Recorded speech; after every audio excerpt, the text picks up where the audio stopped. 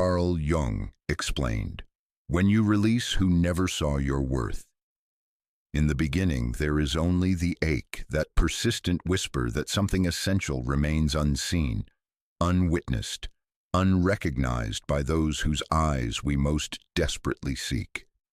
It lives in the hollow spaces between heartbeats, in the silence that follows our most authentic expressions, in the moment when we realize that our deepest truth has been met with indifference, or worse still, with the kind of blindness that reduces us to shadows of ourselves. This ache is not born in a single moment of rejection, though such moments certainly feed its hunger.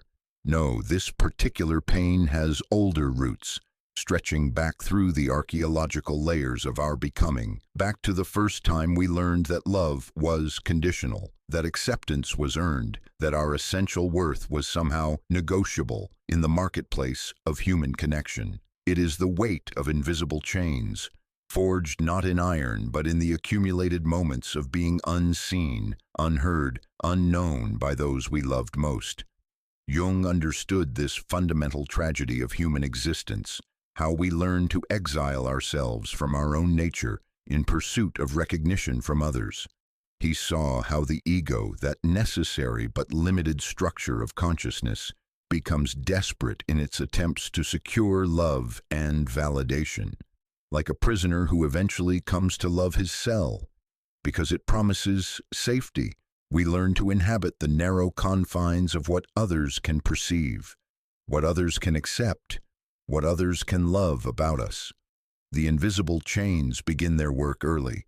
Perhaps it was the way your mother's eyes would glaze over when you spoke of your dreams, or how your father's attention would sharpen only when you achieved something measurable, something he could understand. Perhaps it was the teacher who could not see past your shyness to the vast inner world that bloomed in silence, or the friends who loved you best when you were funny, helpful, accommodating, anything but your raw, unpolished truth. Each moment of misrecognition becomes a link in the chain. Each time our authentic expression is met with confusion, dismissal, or conditional acceptance, we learn to edit ourselves, to curate our being, to offer only the parts that guarantee warmth in return. The child who is told that their sensitivity is weakness learns to armor their heart. The adolescent whose intelligence threatens others learns to dim their light. The young adult whose creativity is dismissed as impractical learns to bury their visions beneath layers of reasonable compromise. And so we begin the long, slow process of becoming strangers to ourselves. We learn to speak in voices not our own, to want things we do not truly desire, to suppress the very qualities that make us unique in favor of those that make us palatable. The invisible chains tighten with each act of self-betrayal, each moment when we choose their approval over our own integrity, their comfort over our truth. Jung called this the tyranny of the collective unconscious, the way we absorb the unexamined values, expectations, and limitations of our environment until they become the walls of our inner prison. We mistake their blindness for reality, their limitations for universal law, their inability to see us for evidence of our own inadequacy. The tragedy is not that they cannot see us. The tragedy is that we begin to see ourselves through their clouded eyes. The ego, in its desperate hunger for recognition, becomes a master of disguise. It learns to study their faces, to read the subtle signs of approval or disappointment, to adjust our performance accordingly. We become archaeologists of their desires, experts in their moods, translators of our own experience into languages they can understand. But in this elaborate dance of adaptation, we lose something precious, the direct connection to our own inner authority, the ability to know ourselves from the inside out rather than from the outside in. The weight of these invisible chains is not just psychological, it is existential. It touches the very core of our being, that essential spark that Jung called the self with a capital S, not the ego self that we present to the world, but the deeper, truer self that exists beyond all roles, all performances, all attempts to be understood by others. This self watches in silence as we contort ourselves into acceptable shapes, as we learn to translate our dreams into their language, as we slowly but surely forget the sound of our own voice.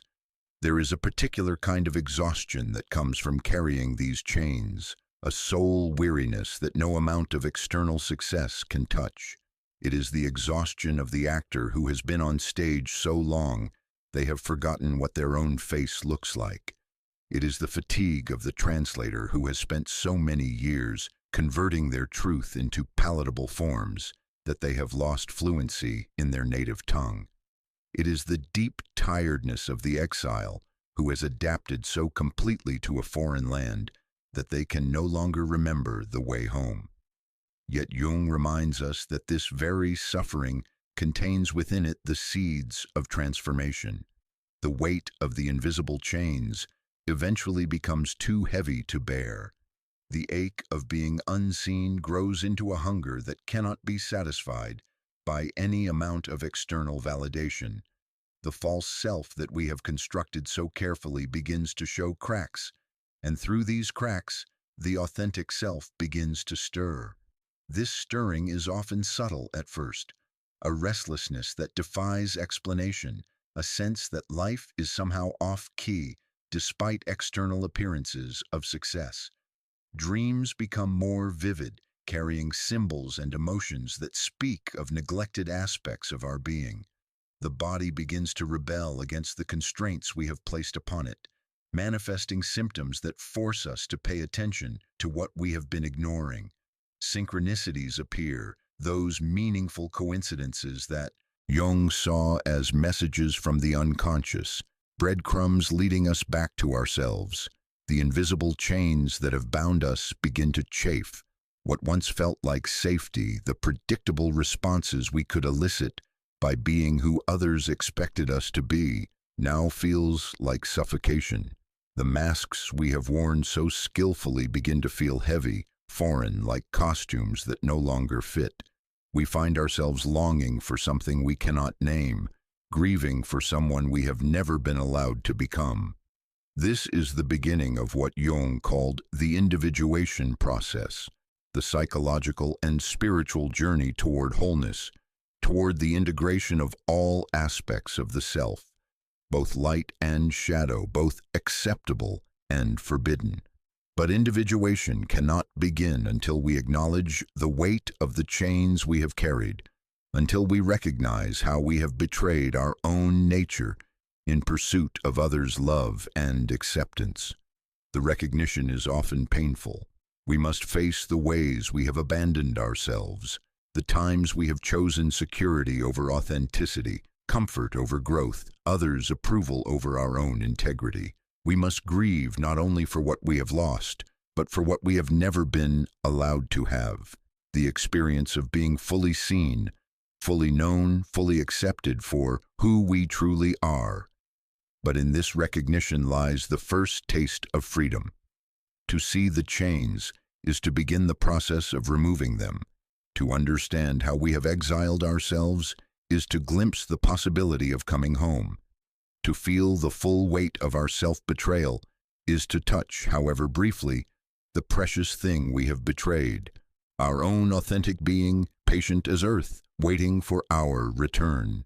Jung knew that this journey toward wholeness could not be accomplished through the ego's familiar strategies of effort and will. The invisible chains cannot be broken by the same consciousness that forged them.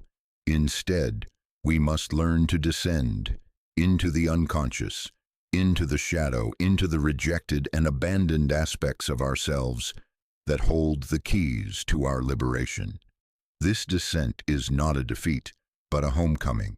It is the return of the prodigal son to his own heart, the reunion of the exile with her native land, the reconciliation of the ego with the self it has been seeking all along in the faces and voices of others. But first, we must feel the full weight of what we carry. must acknowledge the invisible chains that have shaped our becoming, must honor the ache that signals not our inadequacy, but our readiness to be reborn. In the silence between one breath and the next, in the space between who we have been and who we are becoming, the ancient work begins. The chains that seemed so solid, so permanent, begin to reveal their true nature, not as iron fetters, but as gossamer threads that dissolve in the light of conscious awareness. The prison we thought was real shows itself to be a dream, and from this dream, slowly, carefully, authentically, we begin to wake, and so we learn to become artists of the acceptable self, craftsmen of careful disguise. The mirror that should reflect our truth becomes instead a stage for elaborate performance, a theater where authenticity withers in the wings while a carefully rehearsed persona takes the spotlight. We study our reflections not to know ourselves, but to perfect the illusion of who we believe they need us to be. Jung understood this tragic metamorphosis, how the persona, that necessary mask we wear in social interaction, can gradually consume the very face it was meant to protect. What begins as a simple adaptation, a reasonable adjustment to the expectations of our environment, slowly calcifies into a prison of false identity. We become so skilled at this performance that we forget we are acting at all. The mirror of misrecognition is not made of glass but of gathered gazes, the accumulated looks, judgments, and responses of every person whose approval we have ever sought. Each reflection shows us not who we are, but who we appear to be, through their particular lens of perception. The shy child sees themselves as inadequate through the impatient eyes of adults who mistake stillness for emptiness. The sensitive soul learns to see their depth as weakness through a culture that values noise over nuance. The dreamer comes to view their visions as foolishness through the dismissive stares of the practical world. Gradually, imperceptibly, we begin to mistake these reflected images for reality. We internalize their vision of us, their limited understanding of our complexity, their inability to perceive the vast inner worlds we carry. Like Narcissus gazing into the pool, we become entranced by an image that is both us and not us, a beautiful lie that promises love if only we can embody it perfectly. The persona we construct is often a masterpiece of adaptation. We become students of micro-expressions, scholars of social expectation, architects of acceptable behavior. Every gesture is calculated, every word weighed against its potential impact, every authentic impulse filtered through the careful machinery of social appropriateness. We learn to read the room with supernatural precision, to sense what version of ourselves will be most welcomed, most valued, most loved. This mastery comes at a profound cost. Beneath the polished surface of our performed self, our authentic nature grows restless and starved. The parts of us that don't fit the image, our wildness, our strangeness, our uncomfortable truths, are relegated to the shadow, that unconscious realm where Jung tells us we store everything we cannot allow ourselves to be. These rejected aspects don't disappear. They merely wait in the darkness, gathering energy, preparing for their eventual return. The tragedy is not just what we hide, but what we lose access to in the hiding. Each aspect of ourselves that we deem unacceptable and banish to the shadow takes with it a portion of our vitality, our creativity, our authentic power. The angry person who learns to be perpetually pleasant loses access to the righteous fire that could fuel meaningful change. The intellectual who dumbs themselves down to avoid intimidating others loses the sharp clarity that could cut through deception. The mystic who presents as purely rational loses the intuitive wisdom that could guide them through the complexities of existence. We become like method actors who have inhabited a role so completely that they can no longer remember who they were before the performance began. The persona, meant to be a useful tool for social navigation, becomes the only identity we can access. We wake in the morning and put on not just our clothes but our acceptable self, and we wear it so consistently that we forget the feeling of our own skin underneath. The mirror reflects back to us this carefully constructed image, and we mistake it for the truth of who we are. We begin to judge ourselves by the standards of our persona, to feel guilty when our authentic impulses don't match our performed perfection, to experience anxiety when our true feelings threaten to break through the facade. We become strangers to our own emotional landscape, tourists in our inner world, always trying to translate our authentic experience into the language of our acceptable self. Jung called this a form of psychological possession, when the persona takes over so completely that it eclipses the self it was meant to serve. We become possessed by our own performance, haunted by the ghost of who we think we should be. The mirror shows us an imposter wearing our face, and we fall in love with this beautiful lie because it promises us something our authentic self has never been able to secure: unconditional acceptance from the world around us. But the promise is itself a lie. The love we receive for our persona is not love for us at all. It is love for our performance, appreciation for how well we have adapted to their expectations, gratitude for how we have made ourselves digestible to their limited palates. This pseudo-love nourishes the persona, but leaves the authentic self starving in the shadows, creating a profound internal split that Jung recognized as the source of neurosis and spiritual crisis. The tragedy deepens when we realize that we have become so identified with our persona that we have lost the capacity for genuine intimacy. How can we be truly known when we have forgotten how to know ourselves? How can we be authentically loved when we offer only a carefully curated version of who we are? We find ourselves surrounded by people who care about us deeply, yet feel fundamentally alone, loved for who we are pretending to be, while our true self remains invisible, even to ourselves. The mirror of misrecognition becomes a hall of mirrors, each surface reflecting back a slightly different version of our performed self. We see ourselves through the eyes of our parents, our lovers, our colleagues, our friends, and each reflection shows us someone slightly different: the dutiful child, the supportive partner, the competent professional, the understanding friend. We become a multiplicity of personas, shape-shifting according to context, losing track of which reflection, if any, shows us who we actually are. In quiet moments when the performance falters and the masks slip, we catch glimpses of something else in the mirror, a flash of authentic being, a moment of unguarded truth. These glimpses can be both thrilling and terrifying. They remind us of what we have lost, but they also threaten the carefully constructed world we have built around our false identity. To acknowledge our authentic self would mean acknowledging how profoundly we have betrayed it, how completely we have abandoned our own truth in pursuit of others' love. Yet these moments of recognition, however fleeting, plant seeds of revolution in the unconscious. The authentic self, patient as stone, persistent as water, begins to stir beneath the surface of our performed existence. Dreams become more vivid, carrying images and emotions that our persona would never allow. The body begins to rebel, manifesting symptoms that force us to pay attention to what we have been ignoring.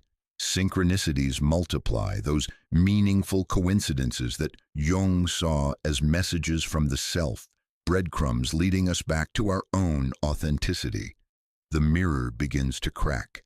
The perfect surface of our persona shows hairline fractures where the pressure of our authentic nature pushes against its constraints. We find ourselves acting in ways that surprise us, saying things that don't match our careful self-image, feeling emotions that don't fit the story we have told about who we are.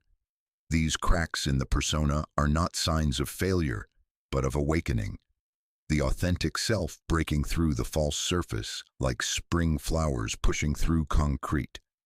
Jung understood that this cracking of the persona is not a breakdown but a breakthrough, the beginning of the individuation process that leads us back to wholeness.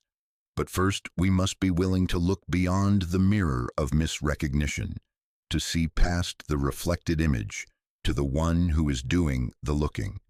We must learn to distinguish between the persona and the self, between who we have learned to be and who we actually are.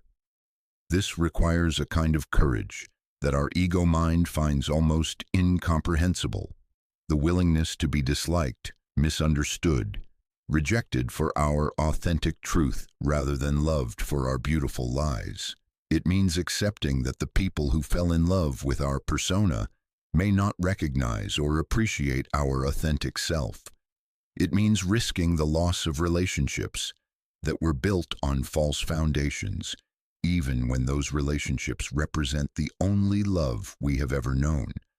But in this risk lies the possibility of something infinitely more precious, the chance to be loved not for who we pretend to be, but for who we actually are, to look in the mirror and see not a reflection of others' expectations, but a glimpse of our own sacred truth. To discover that beneath the carefully constructed persona lives a being of incomparable value and beauty, someone worthy of love not because they have earned it through perfect performance, but simply because they exist. The mirror of misrecognition, which has shown us only distorted reflections for so long, can become a gateway to authentic self-knowledge, but only if we can learn to look with different eyes, not the eyes of judgment and evaluation, but the eyes of compassion and curiosity. Only if we can stop asking the mirror to tell us who we should be and start asking it to show us who we have always been, beneath all the masks, behind all the performances, waiting patiently for the moment when we are finally brave enough to come home to ourselves. Now we must descend into the sacred darkness of our own becoming, into the layered earth of memory and pain, where our wounds lie buried like ancient artifacts, each one holding a piece of the story we have forgotten how to tell.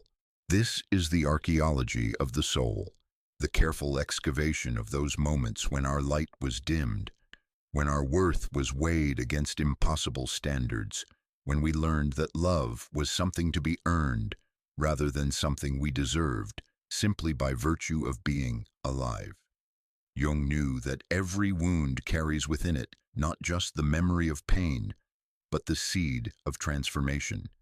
He understood that our deepest hurts are not merely scars to be hidden or healed, but sacred sites where the gold of wisdom is buried, waiting for us to develop the courage and skill to dig. The wounded healer archetype awakens in this descent, teaching us that our greatest gifts to the world often emerge from our most profound suffering. The excavation begins gently, sometimes with nothing more than a feeling, a sudden sadness that seems to arise from nowhere, a flash of anger at an old injustice, a moment of unexpected grief for something we cannot quite name. These emotional artifacts push up through the soil of consciousness like pottery shards after rain, fragments of a larger story that our psyche is trying to tell us, if we can learn to listen with archaeological patience. Perhaps the first layer we uncover holds the sediment of small, daily diminishments, the accumulation of moments when we offered our authentic self and received indifference in return. The child who brought their drawing to their busy parent, only to be told, "Not now." The teenager who shared their deepest thoughts and watched their friends' eyes glaze over with boredom. The young adult whose passionate interests were dismissed as phases, whose dreams were reduced to hobbies, whose intensity was labeled as too much. These wounds seem minor in isolation, but Jung understood their cumulative power, like drops of water that eventually carve canyons through stone. Each small rejection, each moment of being misunderstood or overlooked creates erosion in our sense of self-worth. We learn to preemptively diminish ourselves, to offer less so there is less to be rejected, to make ourselves smaller so we take up less space in a world that has taught us we are somehow excessive. Deeper in the archaeological layers, we find the more dramatic excavations, the moments of outright rejection that carved themselves into our psyche with surgical precision. The parent who told us we were disappointing, the teacher who humiliated us in front of our peers, the friend who betrayed our trust, the lover who left us for someone more acceptable, more conventional, more easily understood. These wounds gape wider, their edges more defined, their pain more acute even decades after the original injury. But Jung reminds us not to mistake the wound for the whole of who we are. Each injury, no matter how deep, occurred to a being who was already complete, already worthy, already whole. The wound is not our identity. It is simply something that happened to our identity. This distinction is crucial, for it allows us to approach our pain not as victims of our past, but as archaeologists of our own becoming, curious about what treasures might be hidden in the ruins of our suffering. As we dig deeper into the layers of our personal history, we begin to encounter the collective wounds, the inherited pain that flows through family lines like underground rivers, the cultural traumas that shape entire generations, the archetypal sufferings that connect our individual story to the larger human narrative. We discover that our particular pain is also universal pain, that our specific wounds carry the same patterns that have shaped human consciousness for millennia. The sensitive child who learns to hide their depth because the world cannot tolerate their intensity is living out the ancient wound of the mystic in a materialistic culture. The creative soul who buries their gifts because they are deemed impractical is carrying the perennial conflict between the artist and the mundane world. The natural leader who learns to make themselves small because their power threatens others is embodying the eternal tension between individual sovereignty and collective comfort. This recognition of the archetypal dimension of our wounds can be both comforting and overwhelming. Comforting because it reveals that we are not alone in our suffering, that our pain connects us to something larger than our personal story.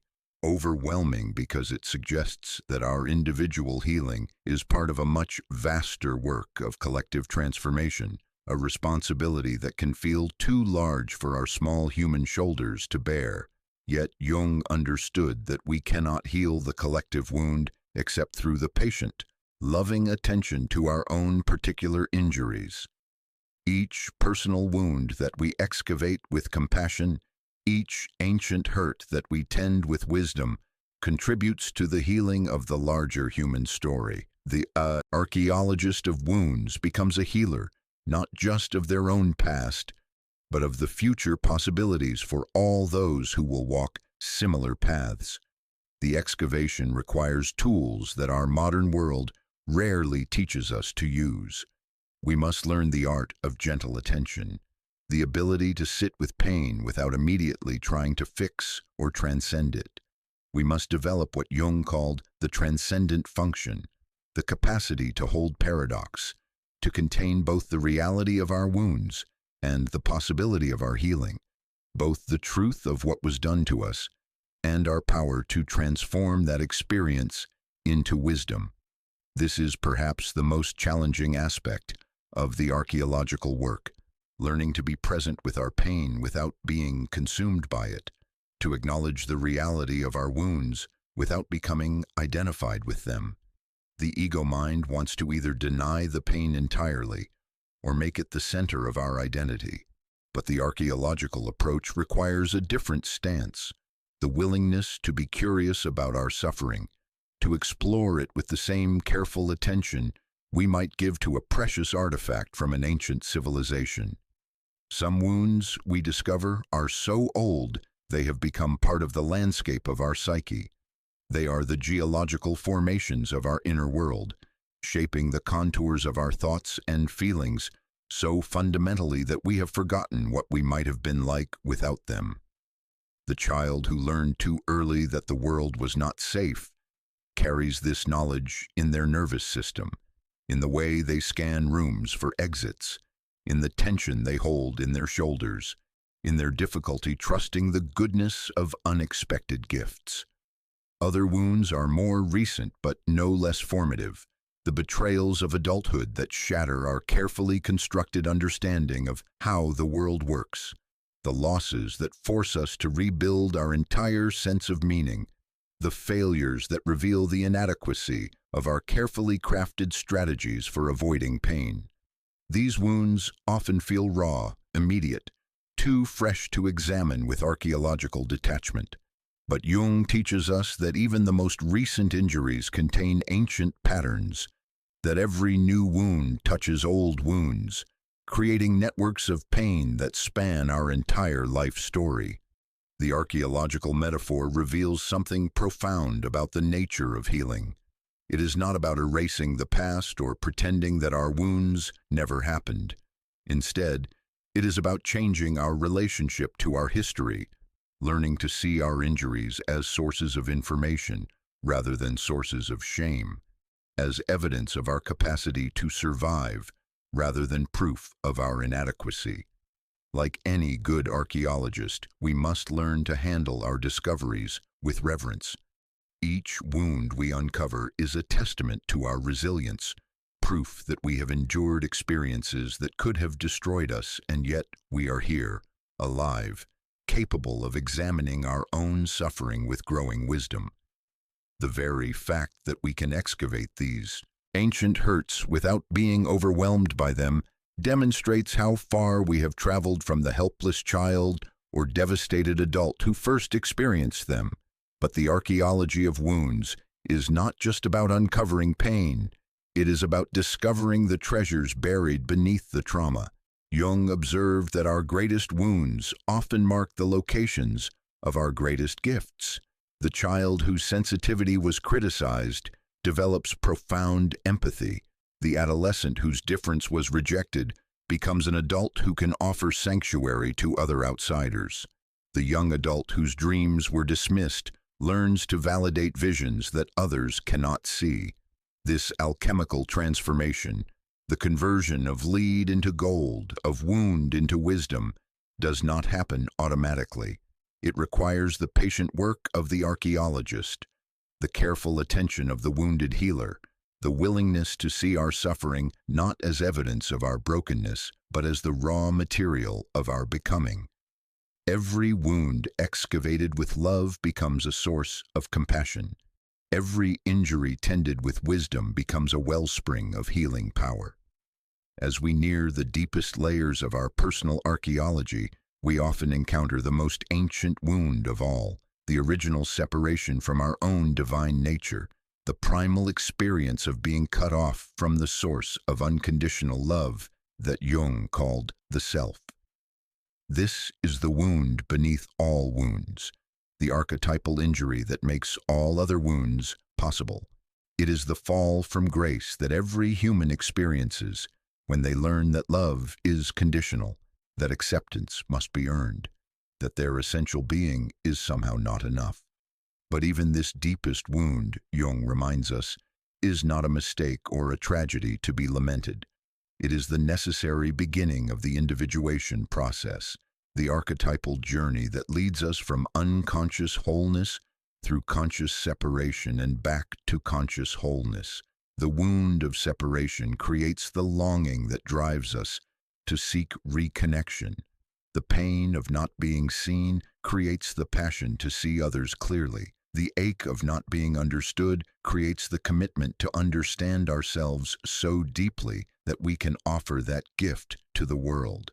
The archaeology of wounds reveals that we are not damaged goods seeking repair, but intact beings whose injuries have become doorways to deeper wisdom, greater compassion, more authentic power. Our wounds do not diminish us.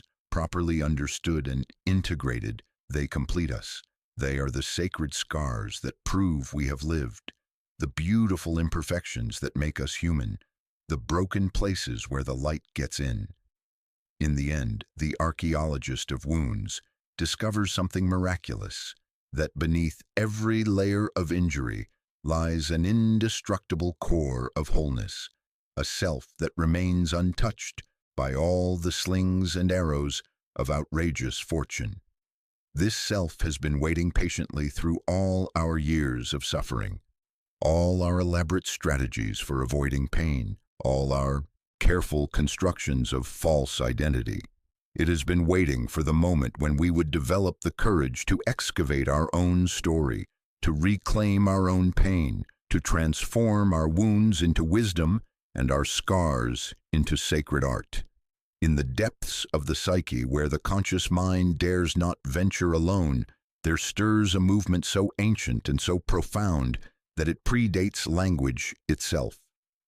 It begins as the faintest tremor, like the first stirring of life in winter soil, barely perceptible, yet carrying within it the promise of total transformation. This is not the voice of the ego, with its desperate pleas for recognition and its endless litany of what others think. No, this is something far more primal, far more true. This is the voice of the self, calling from the depths of the unconscious with a message that will shatter the carefully constructed prison of who you thought you were supposed to be. At first, it whispers, in the quiet moments between sleep and waking, in the pause between their words and your automatic response, in the space where their expectations cannot reach. There it is, soft as breath, patient as stone. You are more, it says. You have always been more. But the ego, trained in the art of dismissal, brushes it aside like dust from a windowsill. Not yet, it says. Not when there are still approvals to be won, still performances to perfect, still masks to polish until they shine with the desperate gleam of false authenticity. Yet the self is persistent in ways that the conscious mind cannot understand. It speaks through the language of symbols, weaving its truth into the fabric of dreams where the rational mind cannot censor its message. You dream of vast oceans beneath thin ice, of seeds cracking open in the darkness, of birds breaking free from cages you didn't even know existed. Upon waking, the ego dismisses these as mere neural firings, random synapses creating meaningless theater. But somewhere deeper, in that place where knowing lives before it becomes thought, you understand that these are not random at all. They are messages from the depths, postcards from your authentic self, reminding you that liberation is not only possible, but inevitable. The voice grows stronger. What began as whisper becomes word, becomes phrase, becomes an undeniable presence in the landscape of your inner world. Jung called this the transcendent function, that miraculous bridge between the known and unknown territories of the psyche, the divine messenger that carries truth from the unconscious realm into the harsh light of conscious awareness. It is through this function that the self reveals its grand design, its cosmic plan for your individuation that makes their small expectations appear as insignificant as dust motes in cathedral light. This calling manifests not only in dreams, but in the strange magic of synchronicities that begin to pepper your daily existence like breadcrumbs on a forest path. You overhear a conversation that speaks directly to your secret longings. A book falls open to exactly the passage your soul needed to read. The same number appears again and again, as if the universe itself were trying to get your attention through the language of mathematical poetry. These are not coincidences but conspiracies of meaning, orchestrated by forces far wiser than the calculating mind that still believes worthiness must be earned through their approval.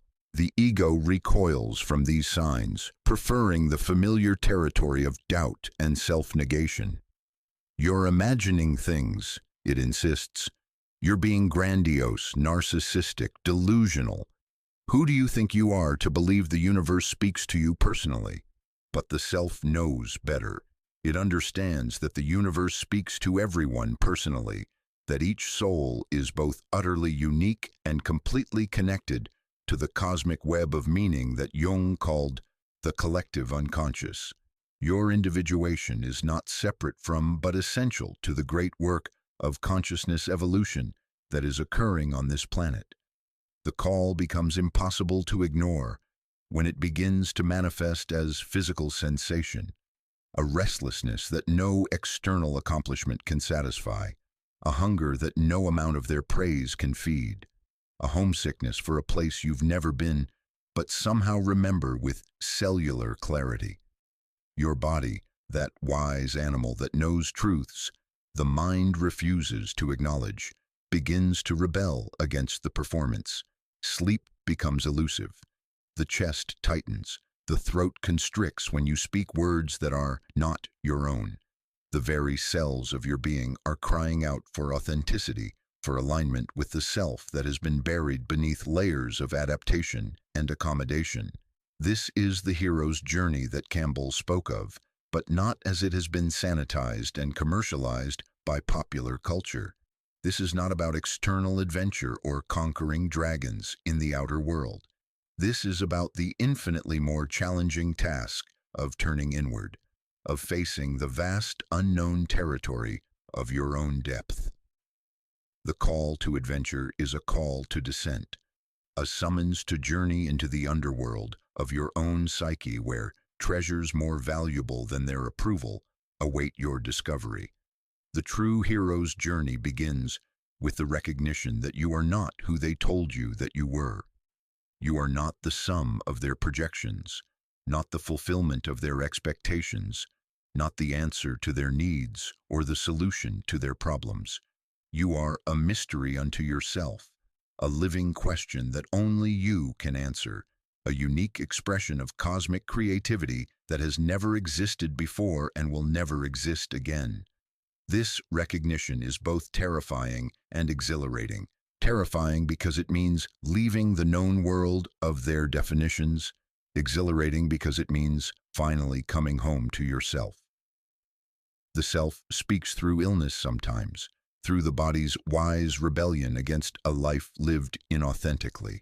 What appears as breakdown is actually breakthrough, the psyche's way of forcing the consciousness to pay attention to what has been ignored too long. The depression that will not lift despite their encouragement, the anxiety that no amount of their reassurance can calm, the chronic fatigue that no external success can energize. These are not weaknesses but wisdoms, messages from the self that the current trajectory is unsustainable, that change is not optional but essential. Jung understood that the psyche is self-regulating, that it contains within itself both the disease and the cure, both the problem and the solution. What we call symptoms are often solutions, the psyche's attempt to redirect consciousness toward authentic living. The panic attack that prevents you from giving another inauthentic performance, the insomnia that forces you to confront the truth you've been avoiding in daylight, the mysterious illness that gives you permission to withdraw from obligations that were slowly killing your soul. These are not enemies but allies, emissaries from the self that is trying to save your life. The call from the depths speaks in the language of longing, that exquisite ache for something you cannot name but know with every fiber of your being. It is the longing for home, but not the physical home of childhood or the social home of acceptance.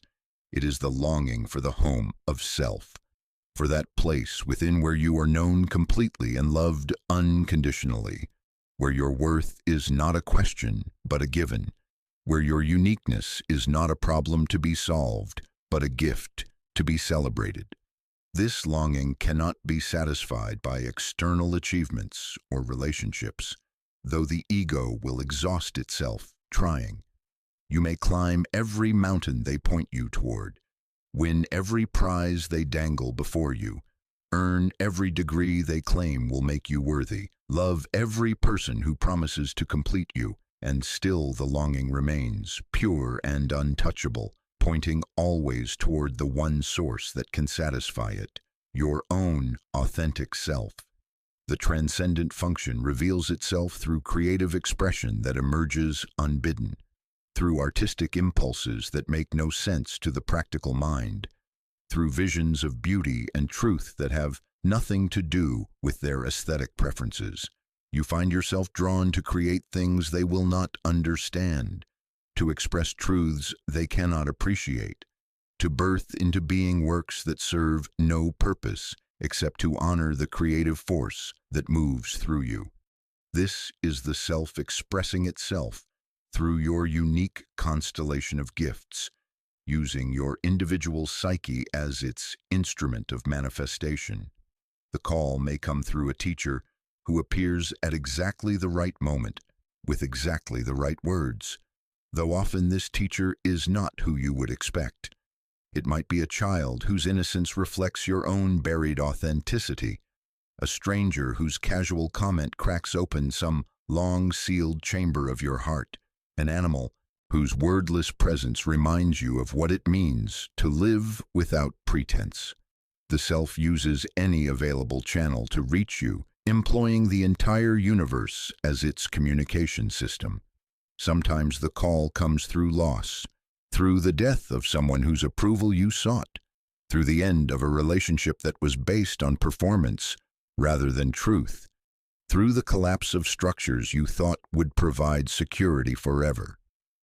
What appears as tragedy is often liberation in disguise, the universe's way of freeing you from prisons you did not know you were in, removing obstacles to your authentic self-expression that you were too afraid to remove yourself. The voice that calls from the depths is not interested in incremental change or surface adjustments. It calls for nothing less than complete transformation, for the death of who you thought you were and the birth of who you actually are. This is why the ego resists so fiercely.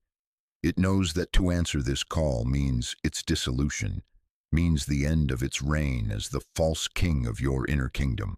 But what the ego experiences as death, the self experiences as birth.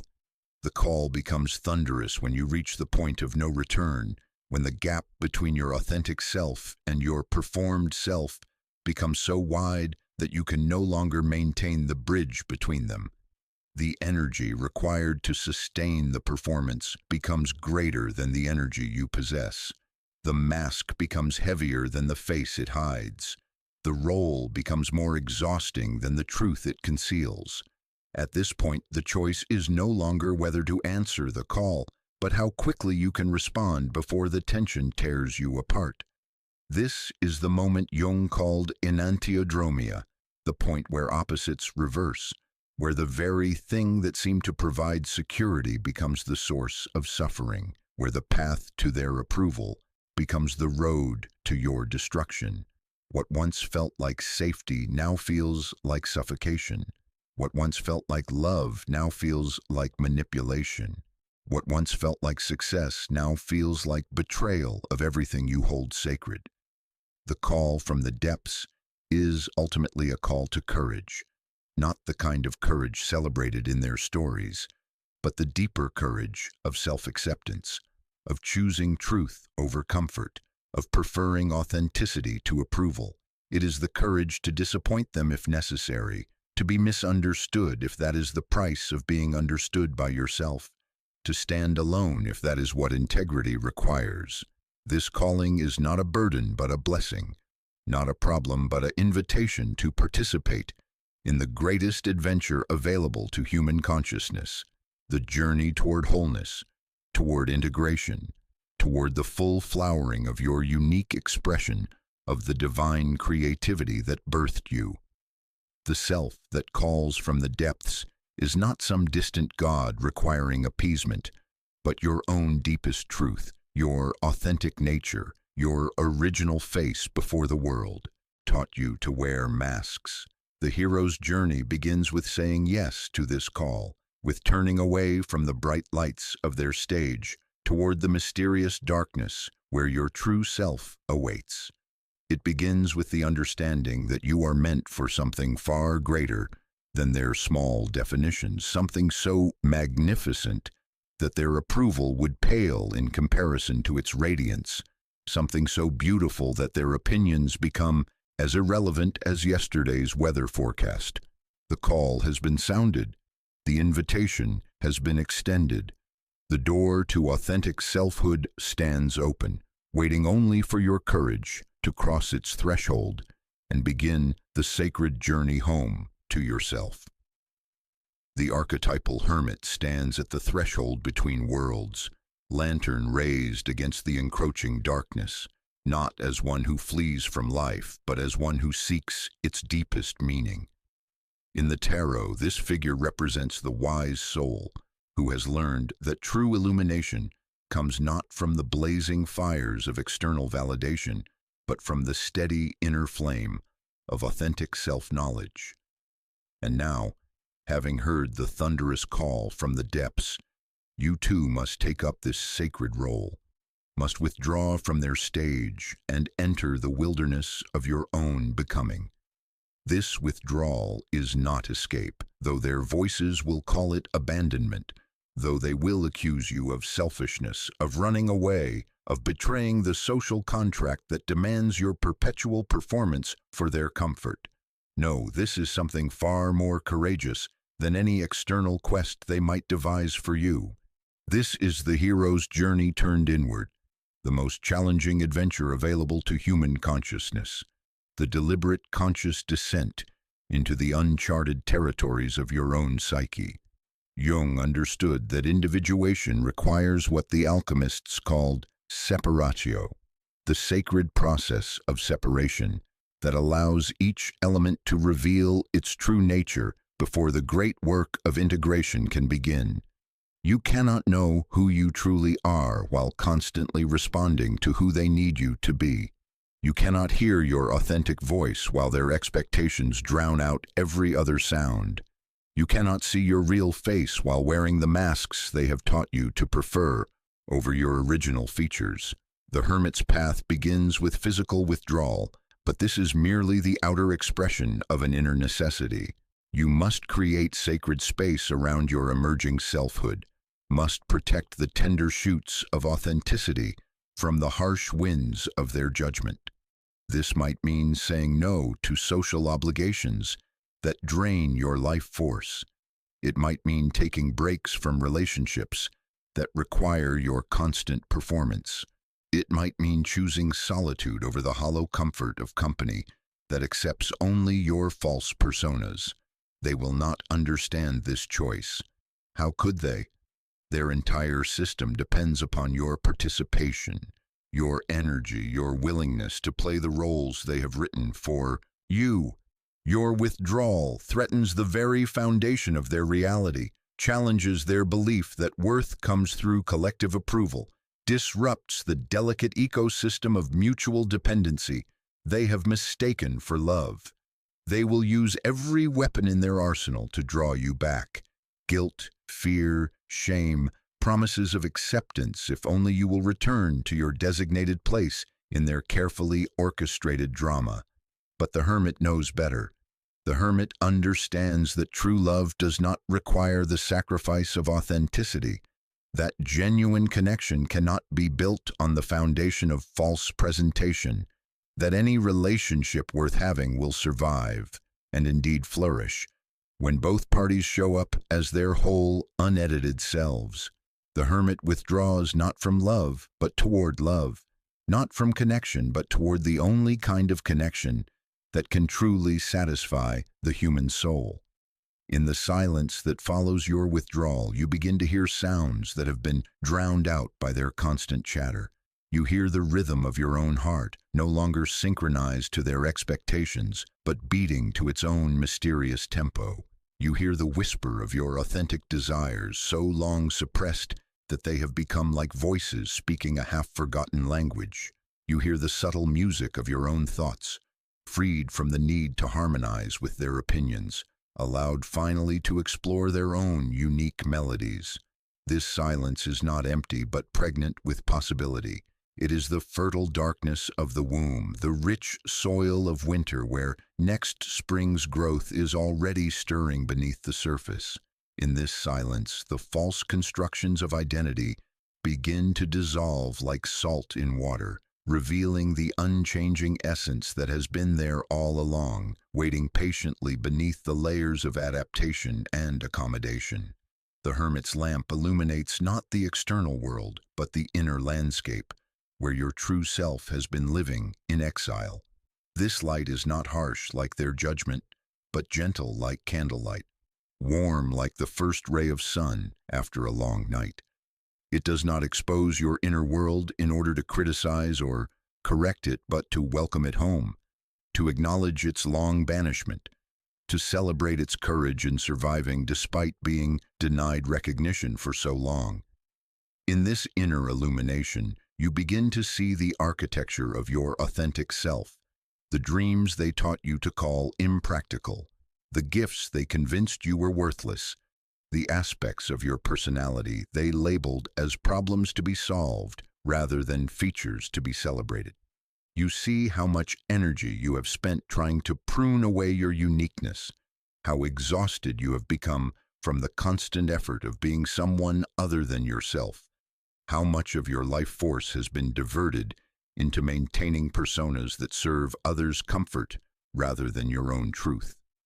The alchemical tradition speaks of solve et coagula, dissolve and coagulate, break down and rebuild. In the hermit's solitude, the dissolving begins in earnest. The false identities that have held you in bondage begin to lose their grip like ice melting in spring sunlight. The opinions they convinced you were your own begin to separate from your authentic thoughts, like oil from water. The emotions you learned to perform begin to distinguish themselves from the feelings you actually experience in your body's wisdom. This dissolution can be disorienting, even frightening. Who are you without their definitions? What do you want when their desires no longer drown out your own? What do you believe when their convictions are no longer mistaken for your personal truth? The hermit must have faith that beneath these dissolving constructions lies something real, something that has always been real, something that exists independent of their recognition or approval. The hermit's journey is through the dark night of the soul that mystics have written about for centuries, that period of spiritual dryness where all the old sources of meaning have dried up, but the new ones have not yet revealed themselves. In this darkness, you are neither who you used to be nor who you are becoming. You exist in the liminal space between identities, in the fertile void where transformation gestates like a child in the womb. Jung called this the process of individuation, not the creation of something new, but the uncovering of what has always been there, buried beneath the sediment of socialization and the debris of others' expectations. Like an archaeologist carefully brushing dirt from ancient artifacts, you begin to uncover the contours of your authentic self, piece by precious piece, revelation by stunning revelation. In solitude, you discover preferences you didn't know you had, opinions that are genuinely your own, ways of being that feel like coming home after a long journey in foreign lands. You might find yourself drawn to books they would never read, music they would never appreciate, activities they would never understand.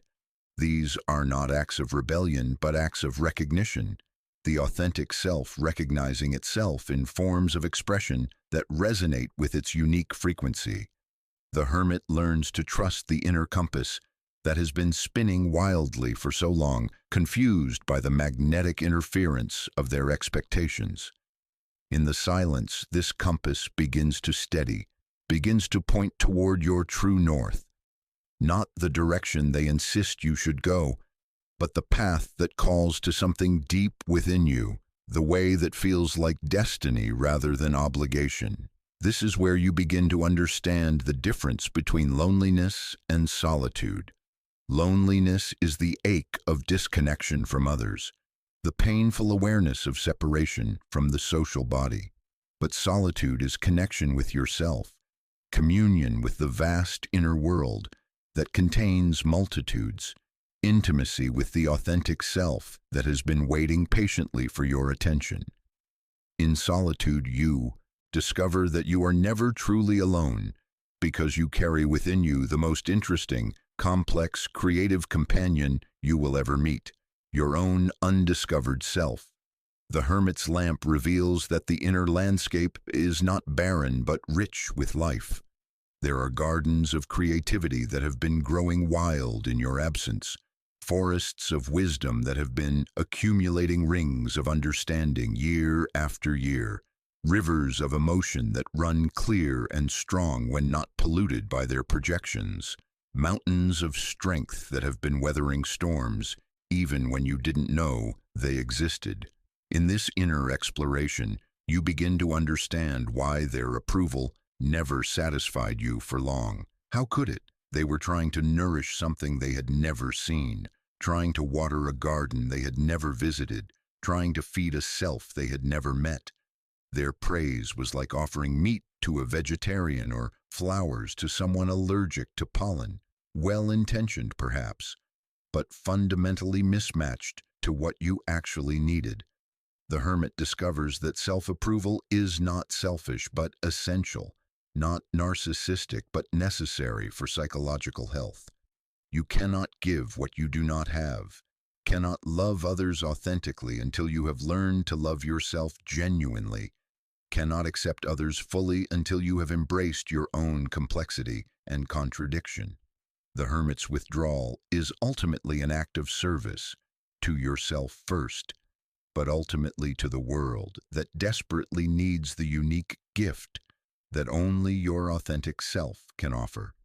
This process of inner exploration is not always comfortable.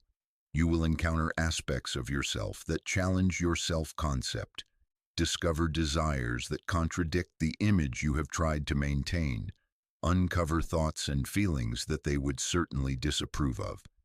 The hermit must learn to hold space for all of it, the light and shadow, the acceptable and forbidden, the angel and the beast that coexist within every human psyche. Jung taught that we cannot become whole by accepting only the parts of ourselves that others find palatable. Wholeness requires embracing the totality of who we are, including the aspects that make others uncomfortable, the traits they have taught us to hide, the energies they have convinced us are dangerous or unacceptable. The hermit's lamp must shine into every corner of the inner landscape, leaving nothing unexplored, nothing rejected, nothing banished to the outer darkness.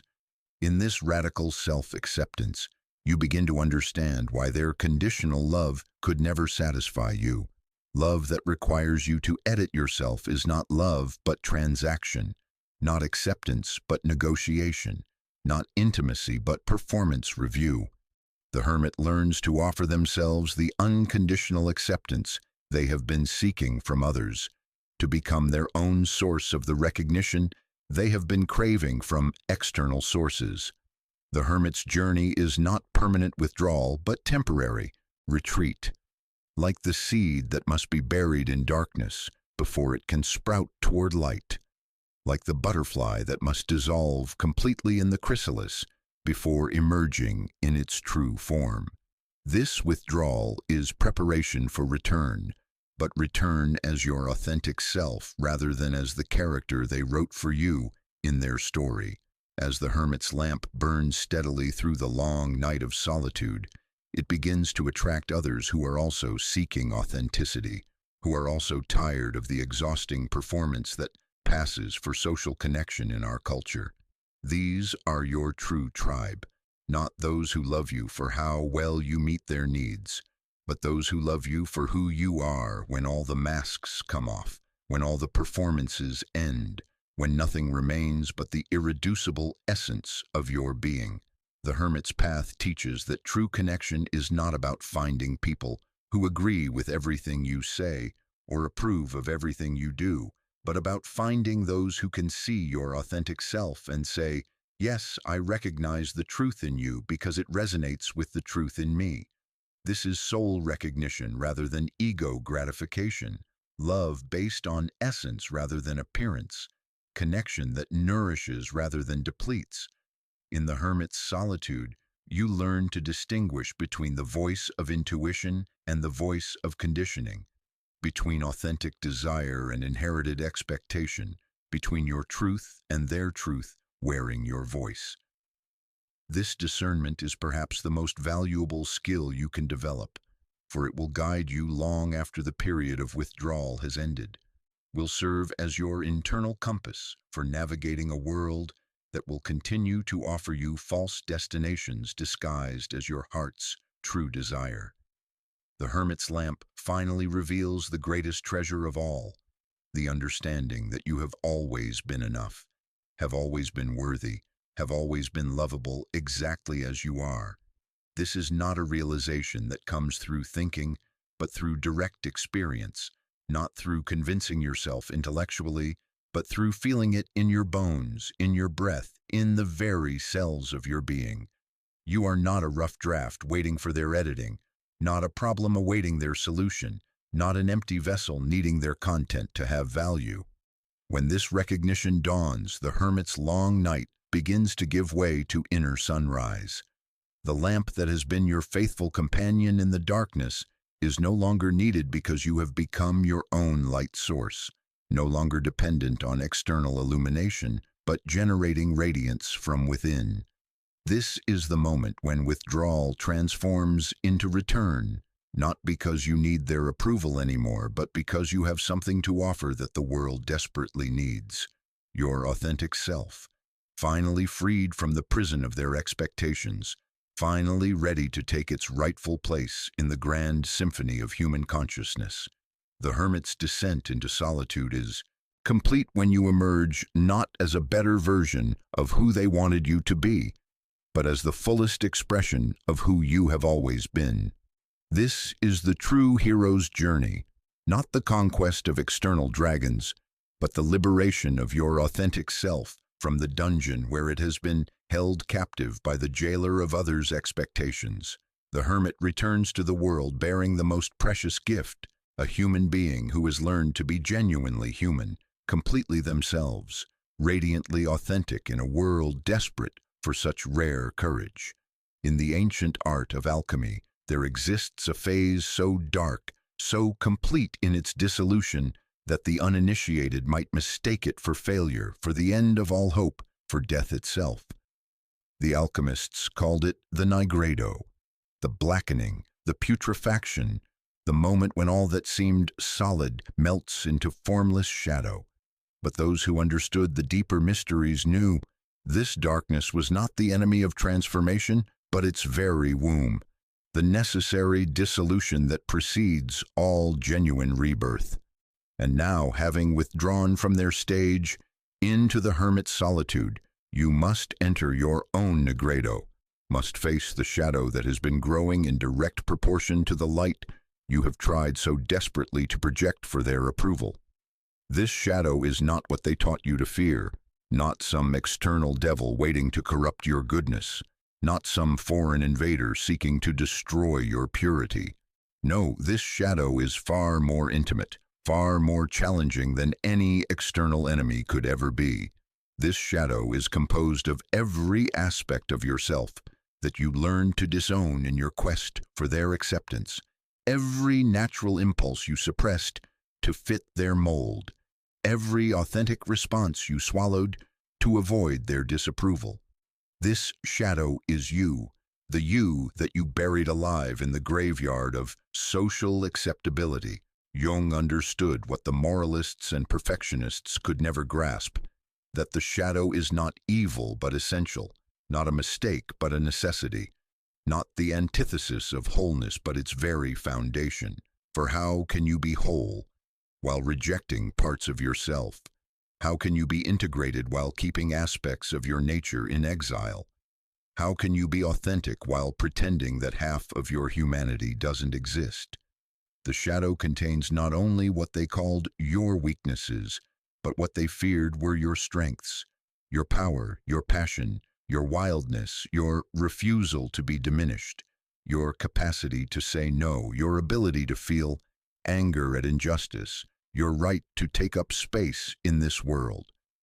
The nigredo begins when you can no longer maintain the exhausting effort of keeping your shadow hidden, when the energy required to suppress your authentic responses becomes greater than the energy you possess, when the mask you have worn for their comfort becomes heavier than the face it conceals.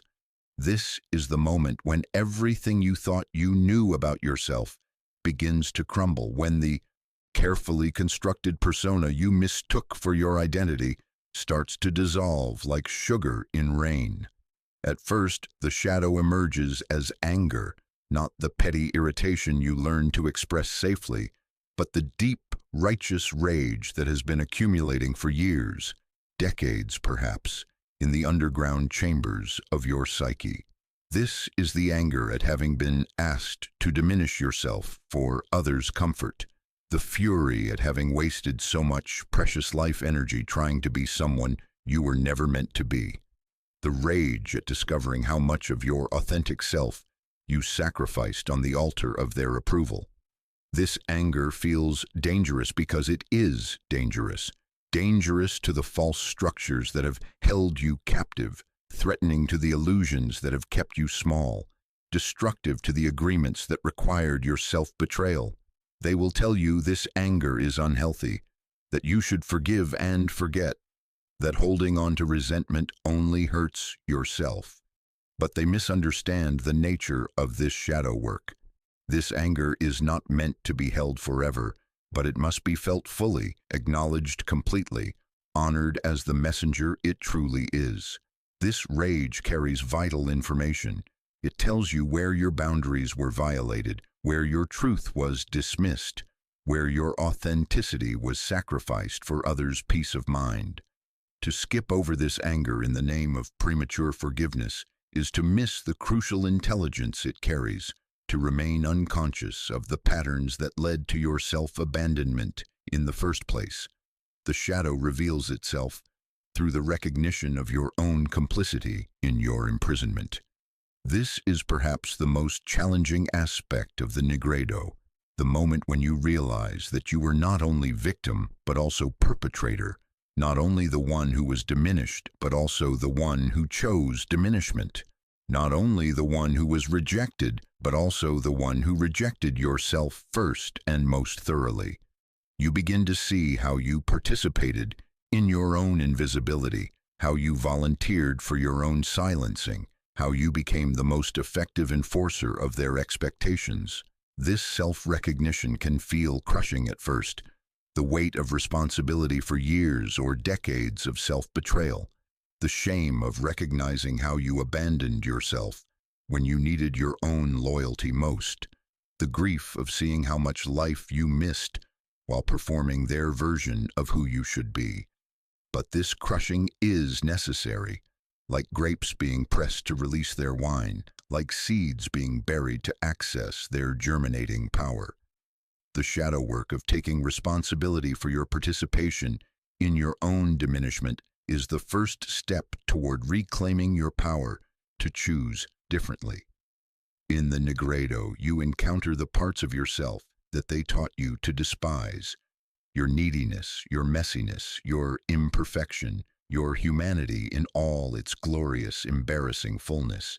You meet the child within who still cries when hurt, who still rages when treated unfairly, who still wants what they want regardless of whether it's practical or appropriate or acceptable to others.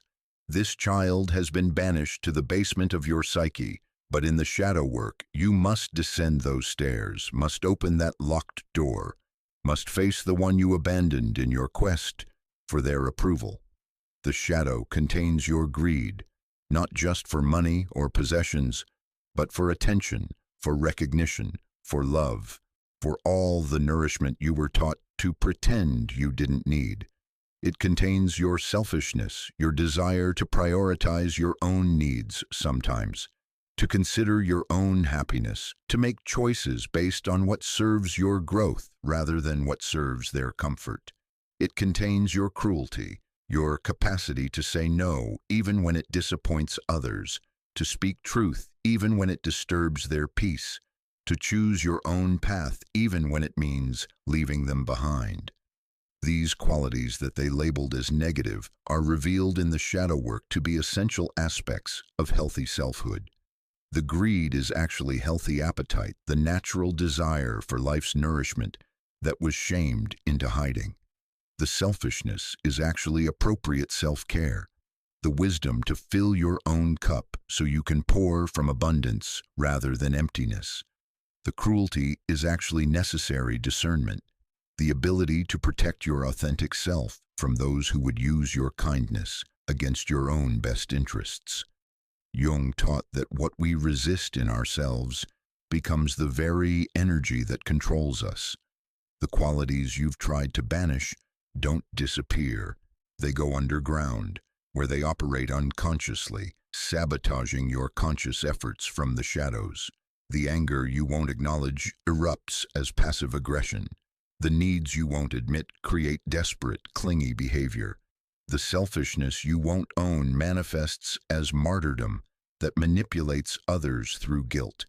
The shadow work requires bringing these banished aspects into the light of consciousness, not to act them out destructively, but to integrate their energy constructively. In the putrefaction of the nigredo, you discover that your perfectionism was not virtue but violence. Violence against your own humanity, your own natural rhythms, your own right to be beautifully, messily human. You see how your people-pleasing was not kindness but cowardice. The cowardice to disappoint others even at the cost of disappointing yourself. The fear of conflict that led to the deeper conflict of self-abandonment. The terror of rejection that caused you to reject yourself preemptively. The shadow reveals the ways you've been dishonest while thinking yourself truthful. How you've lied about your preferences to avoid disagreement. How you've hidden your authentic responses to maintain harmony. How you've presented false versions of yourself while believing you were being genuine. This recognition of your own deception can be devastating, but it's also liberating. If you have been unconsciously dishonest, you can choose conscious honesty. If you have been automatically inauthentic, you can decide deliberately to be real. The nigredo strips away all the spiritual bypassing, all the premature positivity, all the ways you've tried to transcend your humanity rather than embrace it. In this darkness, there's no room for pretending you're more evolved than you are, no space for performing enlightenment while your shadow runs the show from backstage. This phase demands brutal honesty about where you actually are, rather than where you think you should be, about who you actually are, rather than who you've been trying to become.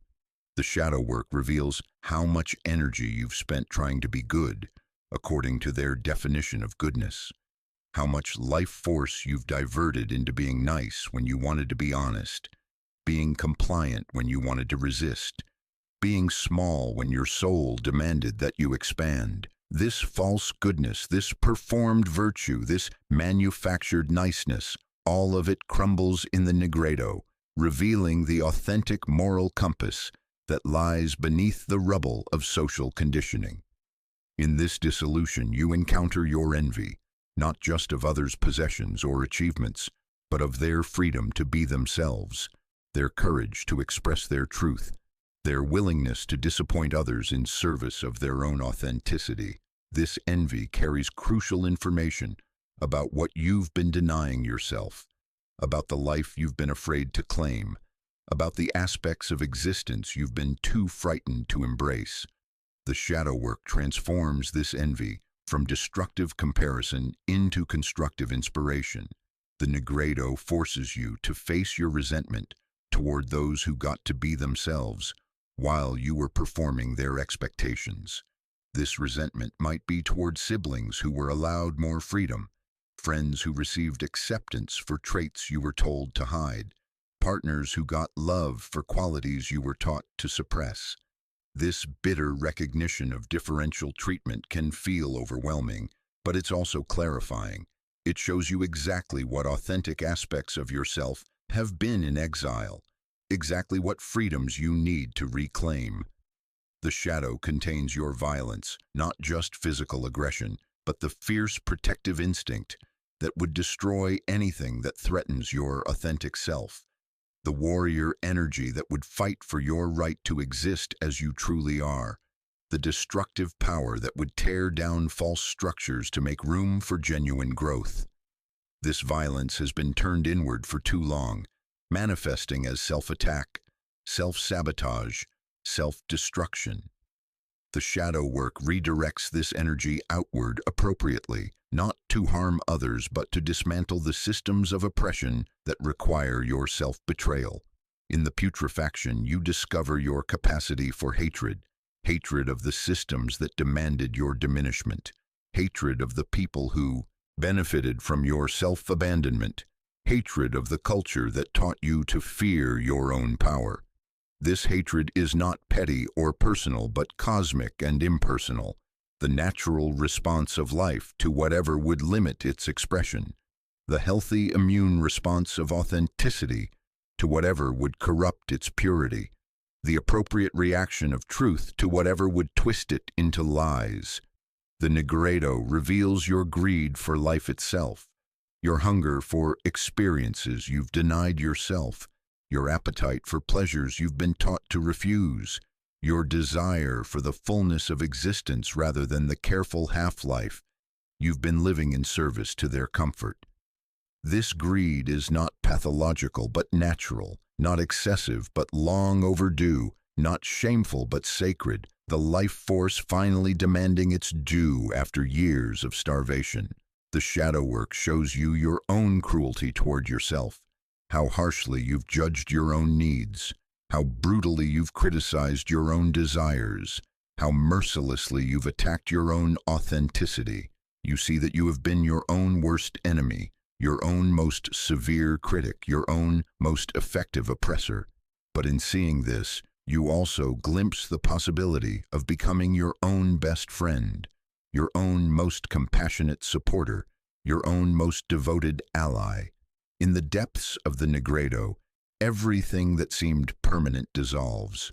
Your identity as the good one, the helpful one, the understanding one, all of it melts away, revealing that these were roles you played rather than truths you embodied. Your reputation as someone who never gets angry, never says no, never disappoints anyone, all of it crumbles, exposing the authentic human being who has been suffocating beneath these impossible standards. This dissolution is terrifying because it feels like death, the death of who you thought you were, the death of who they needed you to be, the death of the person who earned love through performance rather than being. But Jung knew what the mystics have always known, that death and birth are two faces of the same mystery, that dissolution is the prerequisite for reconstitution, that you must die to who you were in order to be born as who you are. The Negredo strips you down to your essence, burns away everything that is not genuinely you, dissolves all the false constructions that have held your authentic self in bondage. In this darkness, you discover that you are not diminished by losing their approval, but liberated by it, not weakened by their rejection, but strengthened by it, not destroyed by their disappointment, but purified by it. When you emerge from this putrefaction, and you will emerge, because consciousness cannot remain dissolved forever, you will carry with you the integrated energy of everything you once tried to disown. Your anger will have transformed into appropriate boundaries. Your selfishness will have become healthy self-regard. Your cruelty will have evolved into necessary discernment. Your greed will have matured into natural appetite. Your violence will have become protective strength. Your hatred will have refined into clear-eyed recognition of what serves life and what serves death.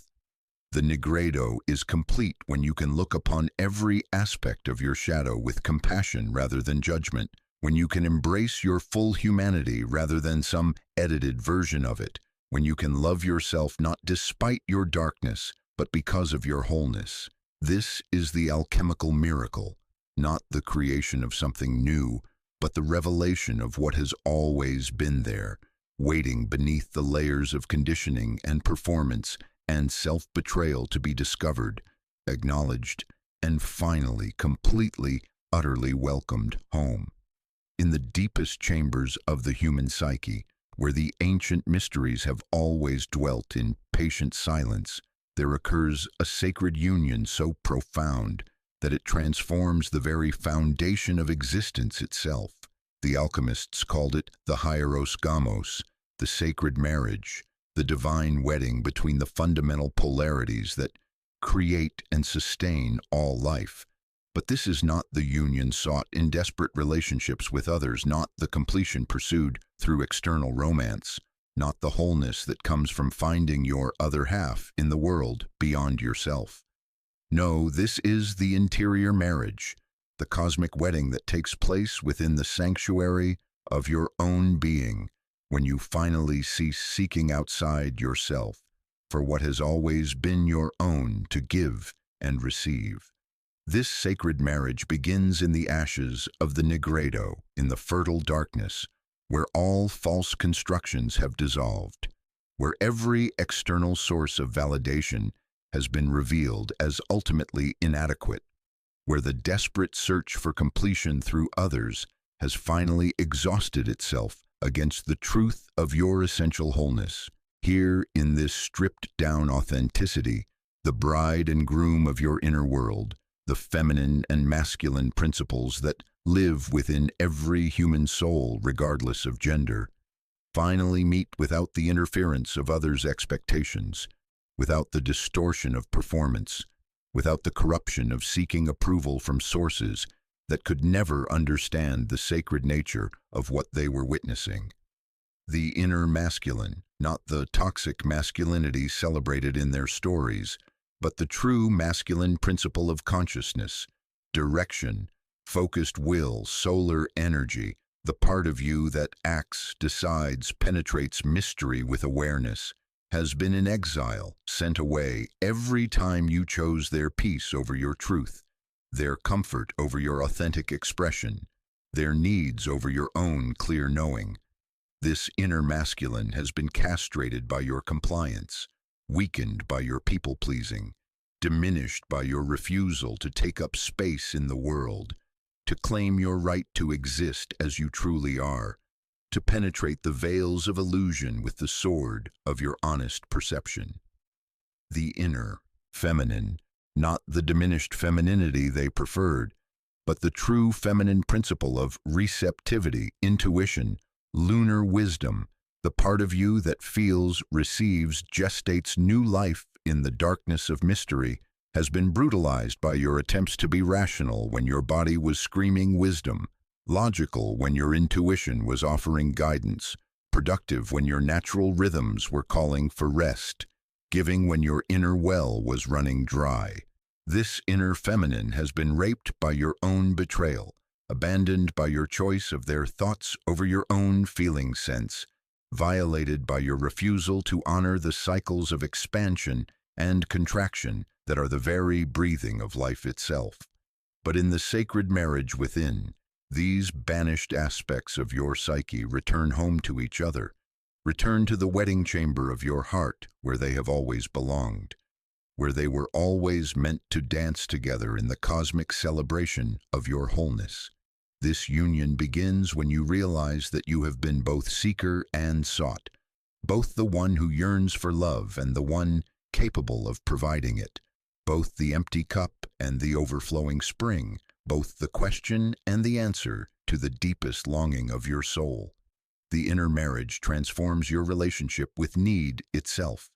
No longer do you approach others as a beggar, seeking crumbs of approval, but as a sovereign being capable of generating the recognition you seek.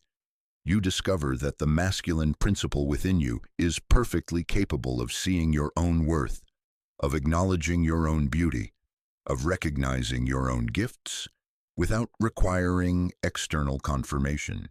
And you discover that the feminine principle within you is perfectly capable of receiving this recognition, of absorbing this appreciation, of allowing yourself to be filled by your own love rather than constantly seeking it from sources that could never understand the unique flavor of nourishment your soul requires.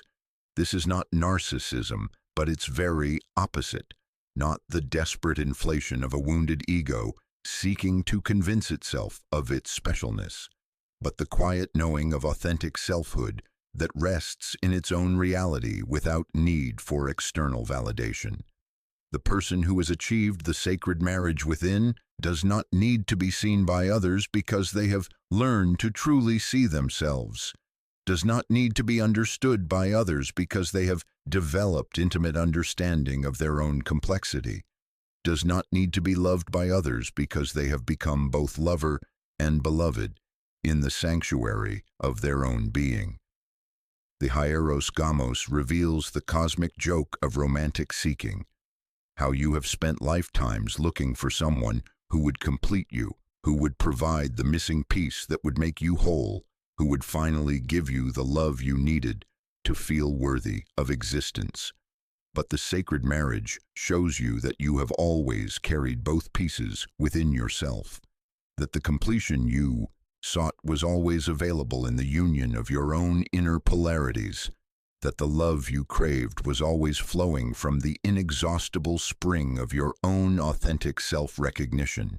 In this interior wedding, the masculine learns to penetrate not the bodies or psyches of others in desperate attempts at union, but the mysteries of your own authentic nature, the depths of your own creative potential, the vast territories of your own unexplored consciousness. This inner masculine becomes the warrior who fights not against external enemies but against the internal patterns that would limit your self-expression, the king who rules not over others but over the kingdom of your own thoughts and choices, the lover who courts not unwilling partners but your own shy, authentic nature that has been hiding in the shadows of social acceptability.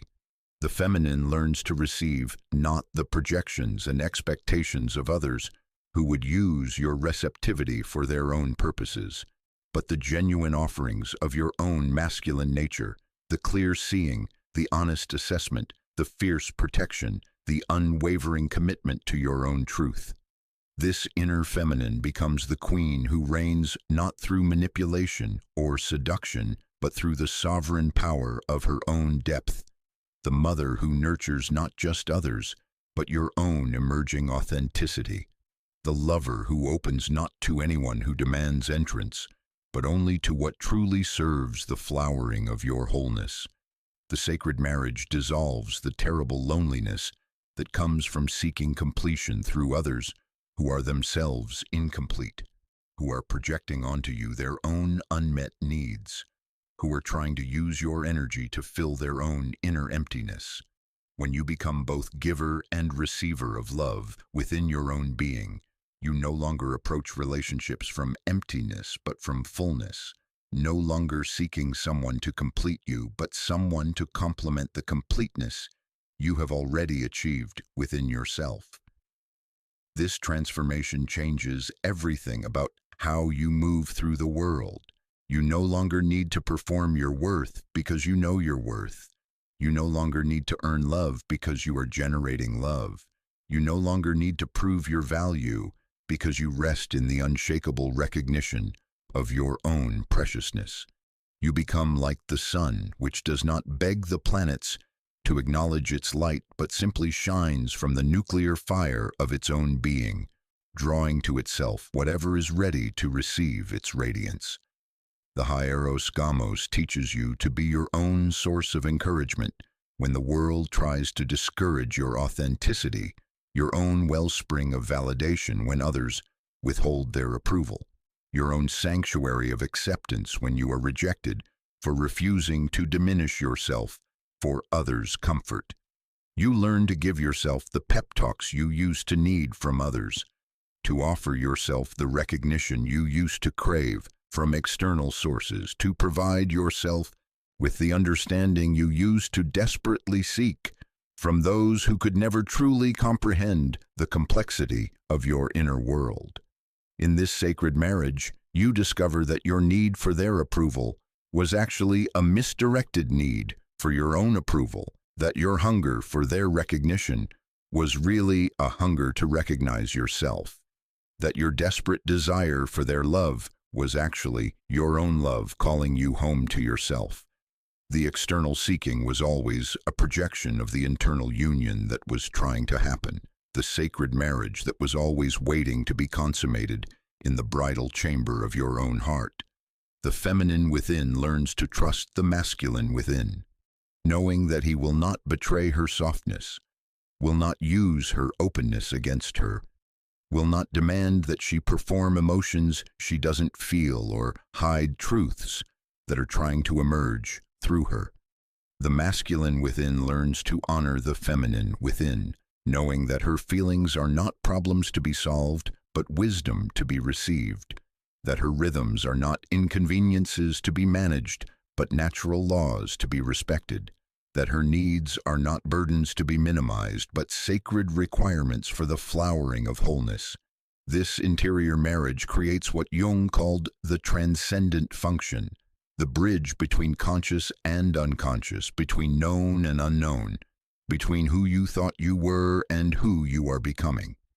In this function, opposites are held in creative tension rather than resolved through elimination of one or the other.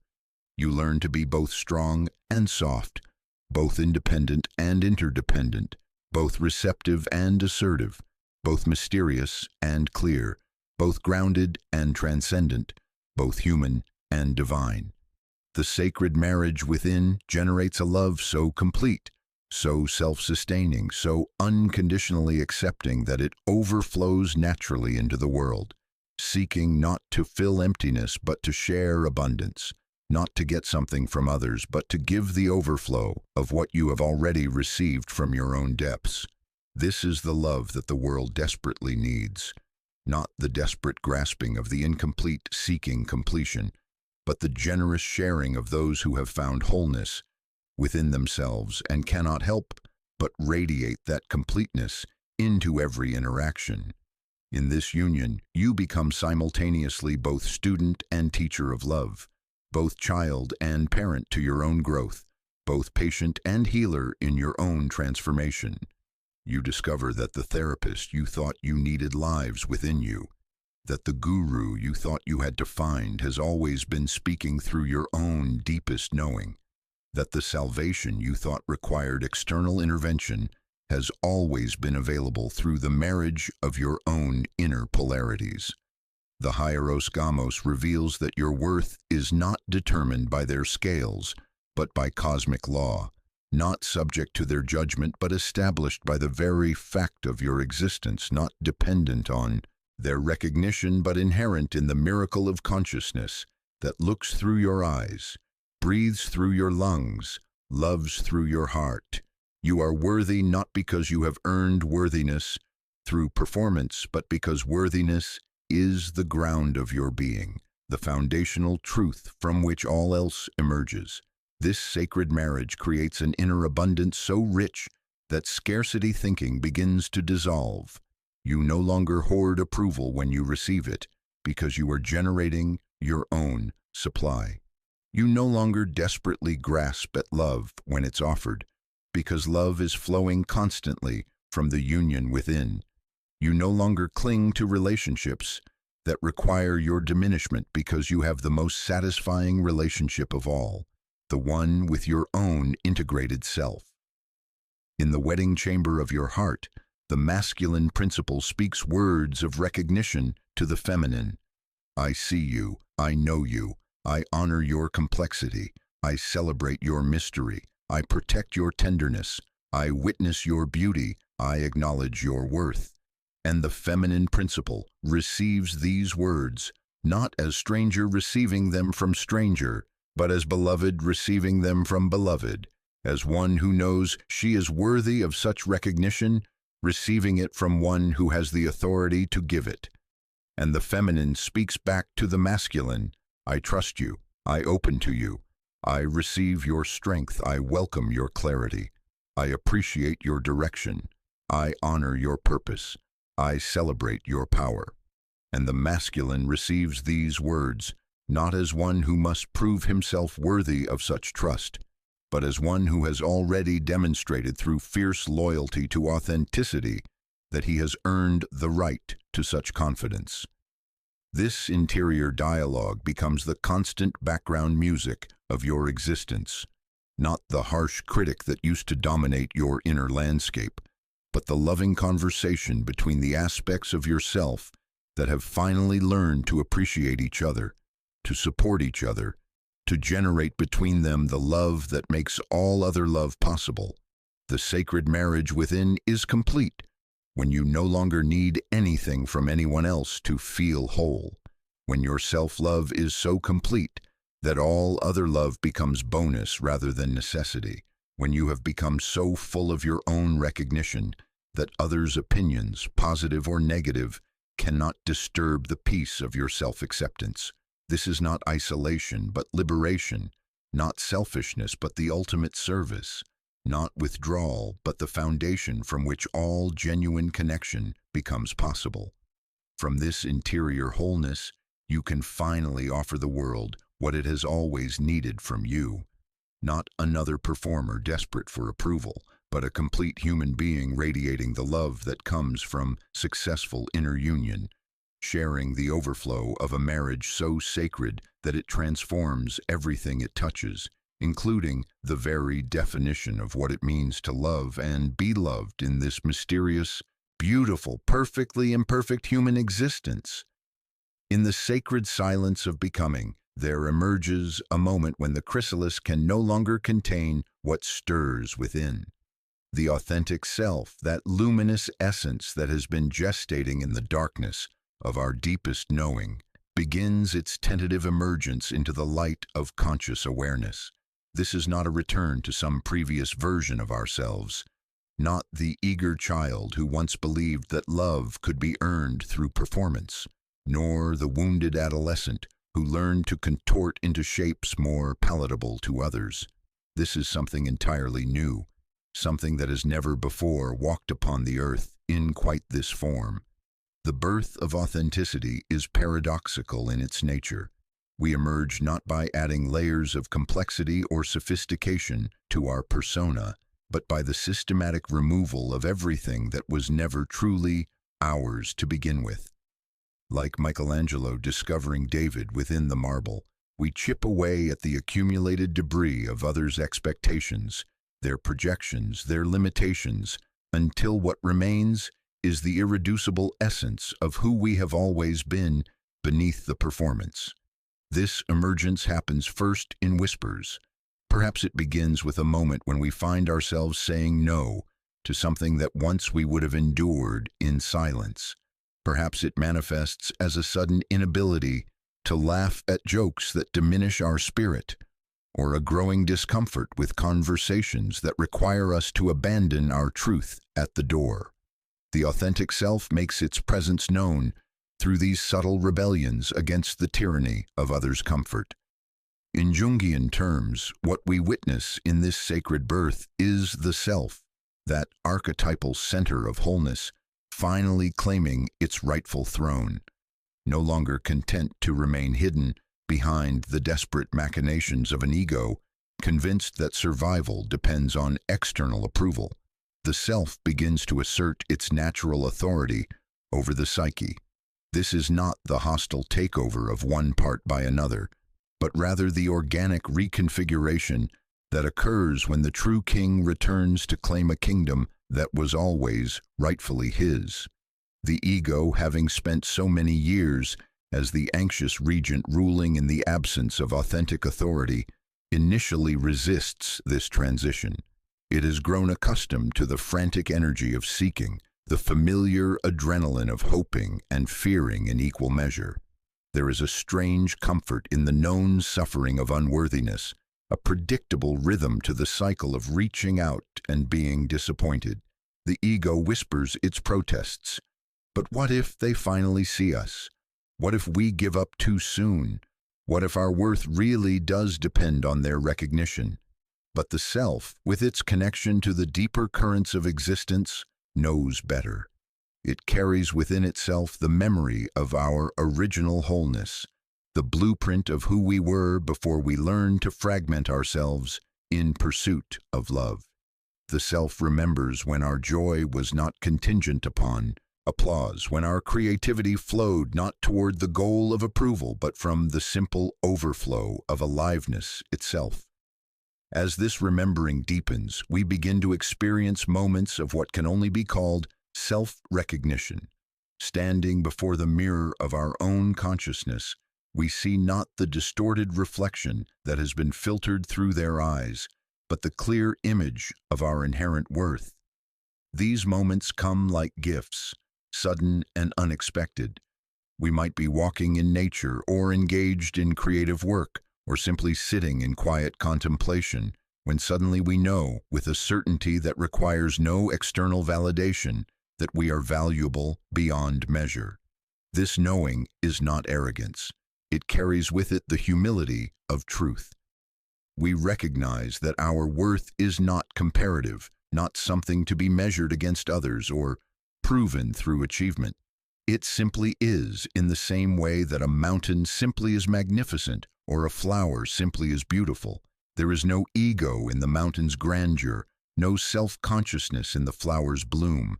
They exist in the fullness of their nature, and in our moments of authentic self-recognition, so do we. The transformation from seeking to being is gradual, like the slow turning of seasons.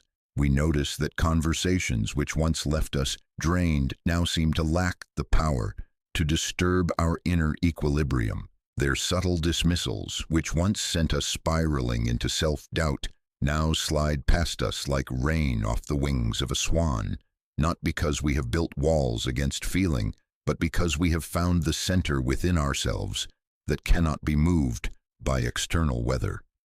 This is the gift of individuation, not the elimination of feeling, but the development of what Jung called the transcendent function, the capacity to hold the tension between opposites without being torn apart by it. We can feel their rejection without being destroyed by it. We can recognize their limitations without being poisoned by bitterness. We can love them while simultaneously refusing to sacrifice ourselves on the altar of their inability to see us clearly. The patterns that once governed our emotional landscape begin to shift in ways both subtle and profound. Where once we reached outward in the desperate hope of being filled, we now discover the springs of sustenance that flow from within. The validation that we sought from them, that smile of approval, that word of praise, that moment of being truly seen, we learn to give to ourselves, not as consolation prize, but as the primary source of nourishment. This self-validation is not the hollow echo of positive self-talk or the brittle armor of defensive self-assertion. It is something far more organic and sustainable. It is the deep recognition that we are already whole, already worthy, already enough, regardless of whether anyone else possesses the capacity to recognize this truth. We begin to treat ourselves with the tenderness we once reserved for others, to speak to ourselves with the kindness we freely offered to those who could not return it. The authentic self, once born, begins to reshape every aspect of our existence. Our creative expressions become more honest, more vulnerable, more uniquely ours. We stop trying to create what we think others want to see and begin creating what needs to emerge from the depths of our being. Our relationships transform as we stop accepting crumbs of affection from those who cannot offer genuine nourishment, making space instead for connections that honor the fullness of who we are. Perhaps most significantly, our relationship with solitude undergoes a radical transformation. Where once aloneness felt like exile, a painful reminder of our failure to secure their presence, it now becomes a homecoming. In our own company, we find not emptiness, but richness, not silence, but the subtle music of our own becoming. The time we once spent strategizing how to win their approval, we now invest in the cultivation of our own gifts, the exploration of our own mysteries, the world begins to respond to this shift in ways that can seem almost magical. Opportunities that align with our authentic nature begin to appear. People who can appreciate the real us are drawn into our orbit.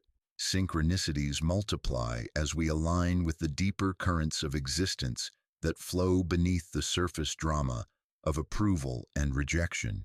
It is as if the universe itself has been waiting for us to claim our true worth so that it could begin to reflect that worth back to us through 1,000 small miracles.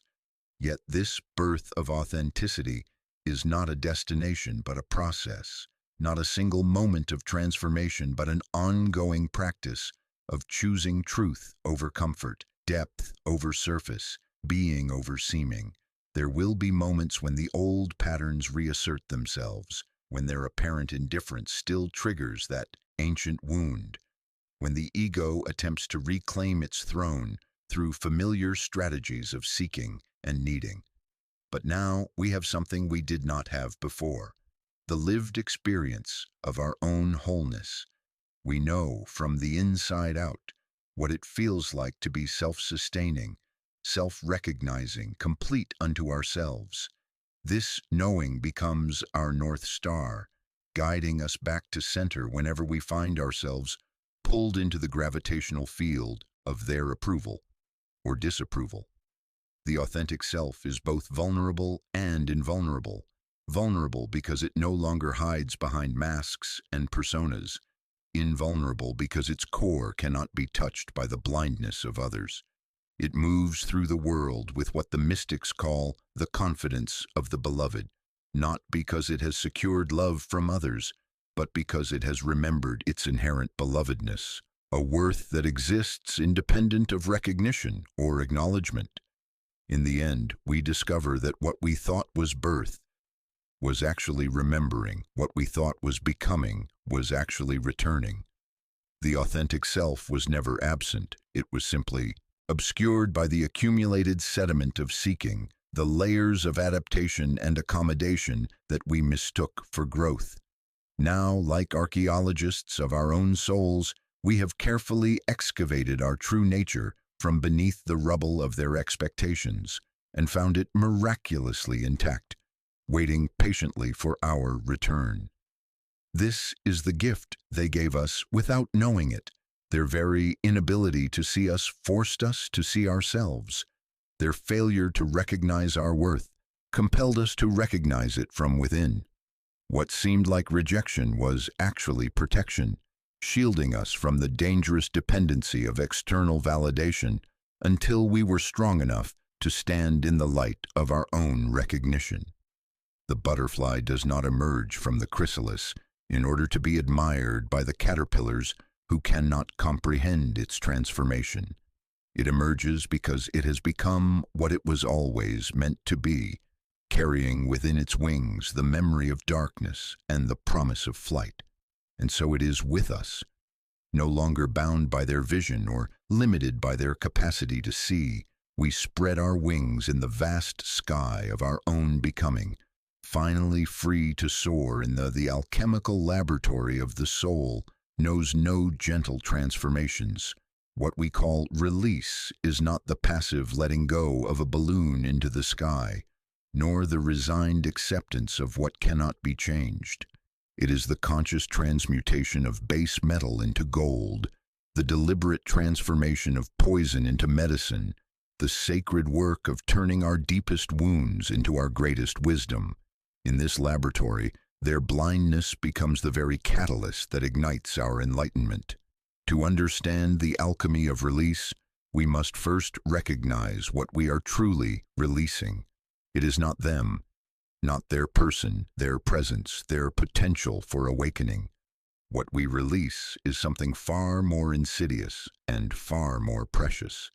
The invisible chains that have bound our worth to their recognition, the energetic entanglement that has made their vision of us more real than our vision of ourselves.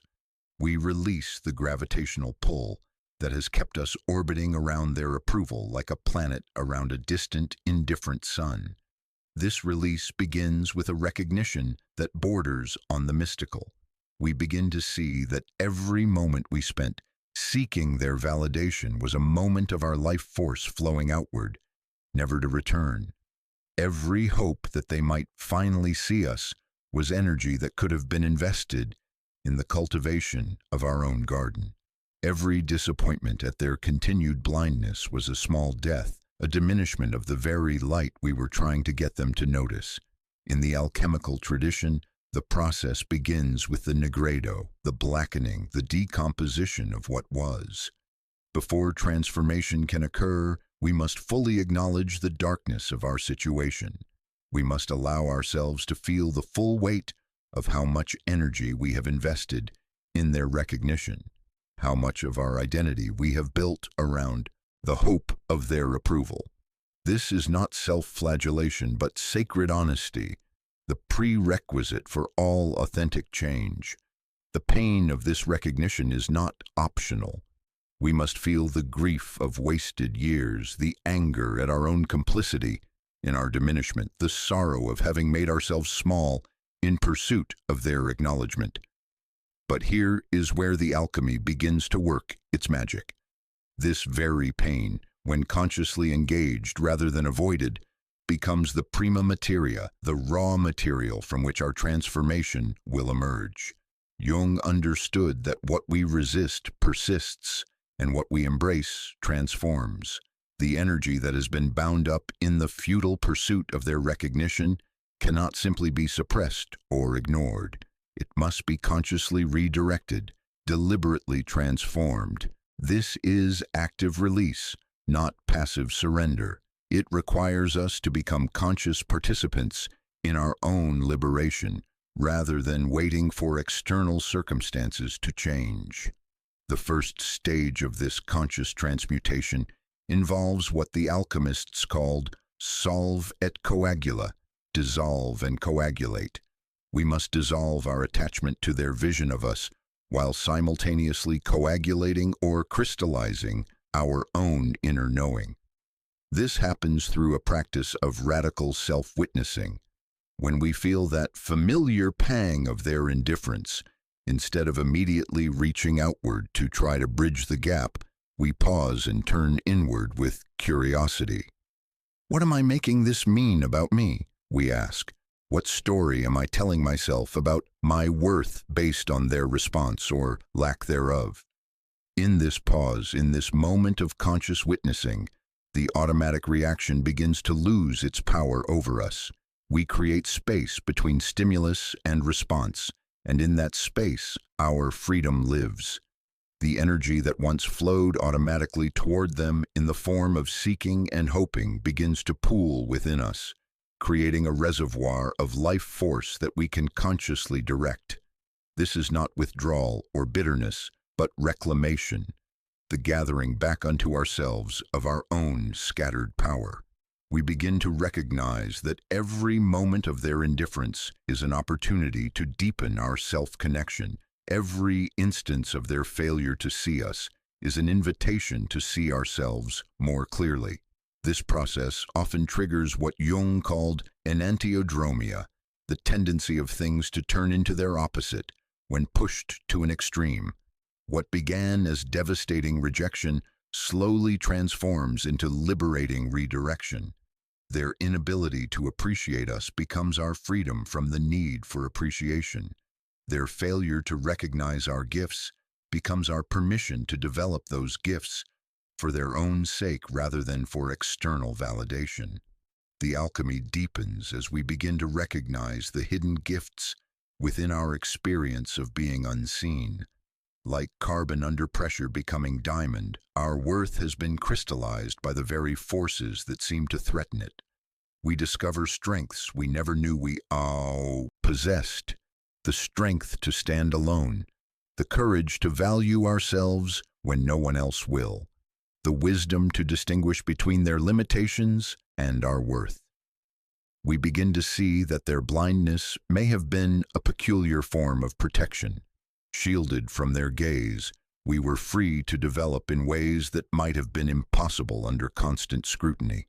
Like plants that grow stronger when stressed by wind, we developed deeper roots and stronger stems precisely because we could not depend on external support.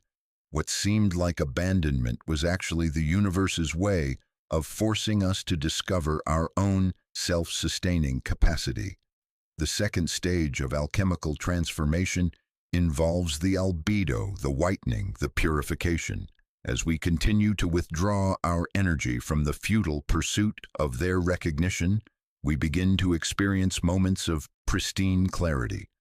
The fog of desperate hoping begins to lift, and we see our situation with startling objectivity.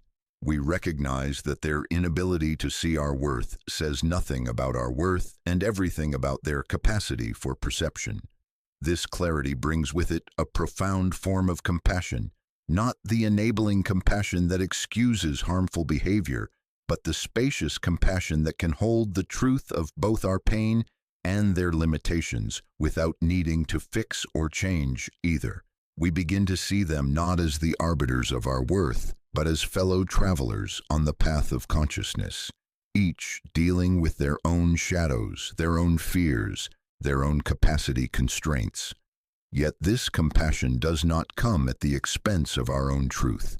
Indeed, it is precisely because we have stopped needing them to be different that we can finally see them clearly. We recognize that their failure to appreciate us may stem from their own wounds, their own unprocessed shadows, their own inability to recognize worth that doesn't conform to their limited understanding. This recognition brings not excuse-making but freedom, the freedom to release them from the impossible task of validating our existence. The energy that was once bound in the cycle of hope and disappointment now becomes available for what Jung called the opus contra naturam, the work against nature, the conscious creation of something new. Instead of waiting for their recognition to give us permission to shine, we begin to shine of our own accord. Instead of hoping they will finally see our gifts, we begin to develop and express those gifts for the sheer joy of their expression. This is where the true gold of transformation reveals itself. The creative energy that was once directed toward earning their approval becomes fuel for authentic self-expression. The sensitivity that made their indifference so painful becomes the very quality that allows us to create with depth and nuance. The longing for connection that they could not fulfill becomes the inspiration for creating genuine connections with those who can appreciate our true nature. We discover that rejection can be transformed into self-reliance, more powerful than any external validation. Their dismissal becomes our self-discovery. Their inability to see us becomes our ability to see ourselves with unprecedented clarity. What was once our greatest wound becomes our greatest source of strength, not because the pain disappears, but because we learn to transmute it into wisdom. The third stage, the rubedo, the reddening, the final integration, occurs when we recognize that this entire process has been a form of sacred initiation. We have been initiated into the mystery of self-worth that exists independent of external recognition, the truth that our value is intrinsic rather than assigned. This initiation could not have occurred through gentle teaching or loving recognition. It required the fierce crucible of their indifference to burn away everything that was not essential to our being. We begin to understand that what we call release is actually a form of conscious evolution. We are not just letting go of our attachment to their approval. We are evolving beyond the need for any external validation as the primary source of our sense of worth. This is not spiritual bypassing or emotional numbing, but the development of what could be called emotional sovereignty, the capacity to generate from within ourselves the recognition and appreciation we once sought from others. The energy transformation is complete when we realize that their blindness no longer has the power to diminish us because we have learned to see ourselves through the eyes of the universe itself, with unlimited appreciation for the unique constellation of gifts and struggles that we represent. we have alchemically transformed the lead of their rejection into the gold of self-recognition. And in doing so, we have become our own source of light rather than a moon reflecting their illumination. In the end, we discover that what we thought was about them was always about us. Their role was simply to provide the resistance necessary for our transformation, the pressure required for our diamonds to form. What seemed like personal rejection was actually impersonal process, the universe's way of forcing us to develop capacities we never knew we possessed. Our release of them becomes our embrace of ourselves. Our letting go of their vision becomes our claiming of our own sight, and what was once the source of our greatest suffering becomes the foundation of our greatest strength. This is the deepest mystery of the alchemical process.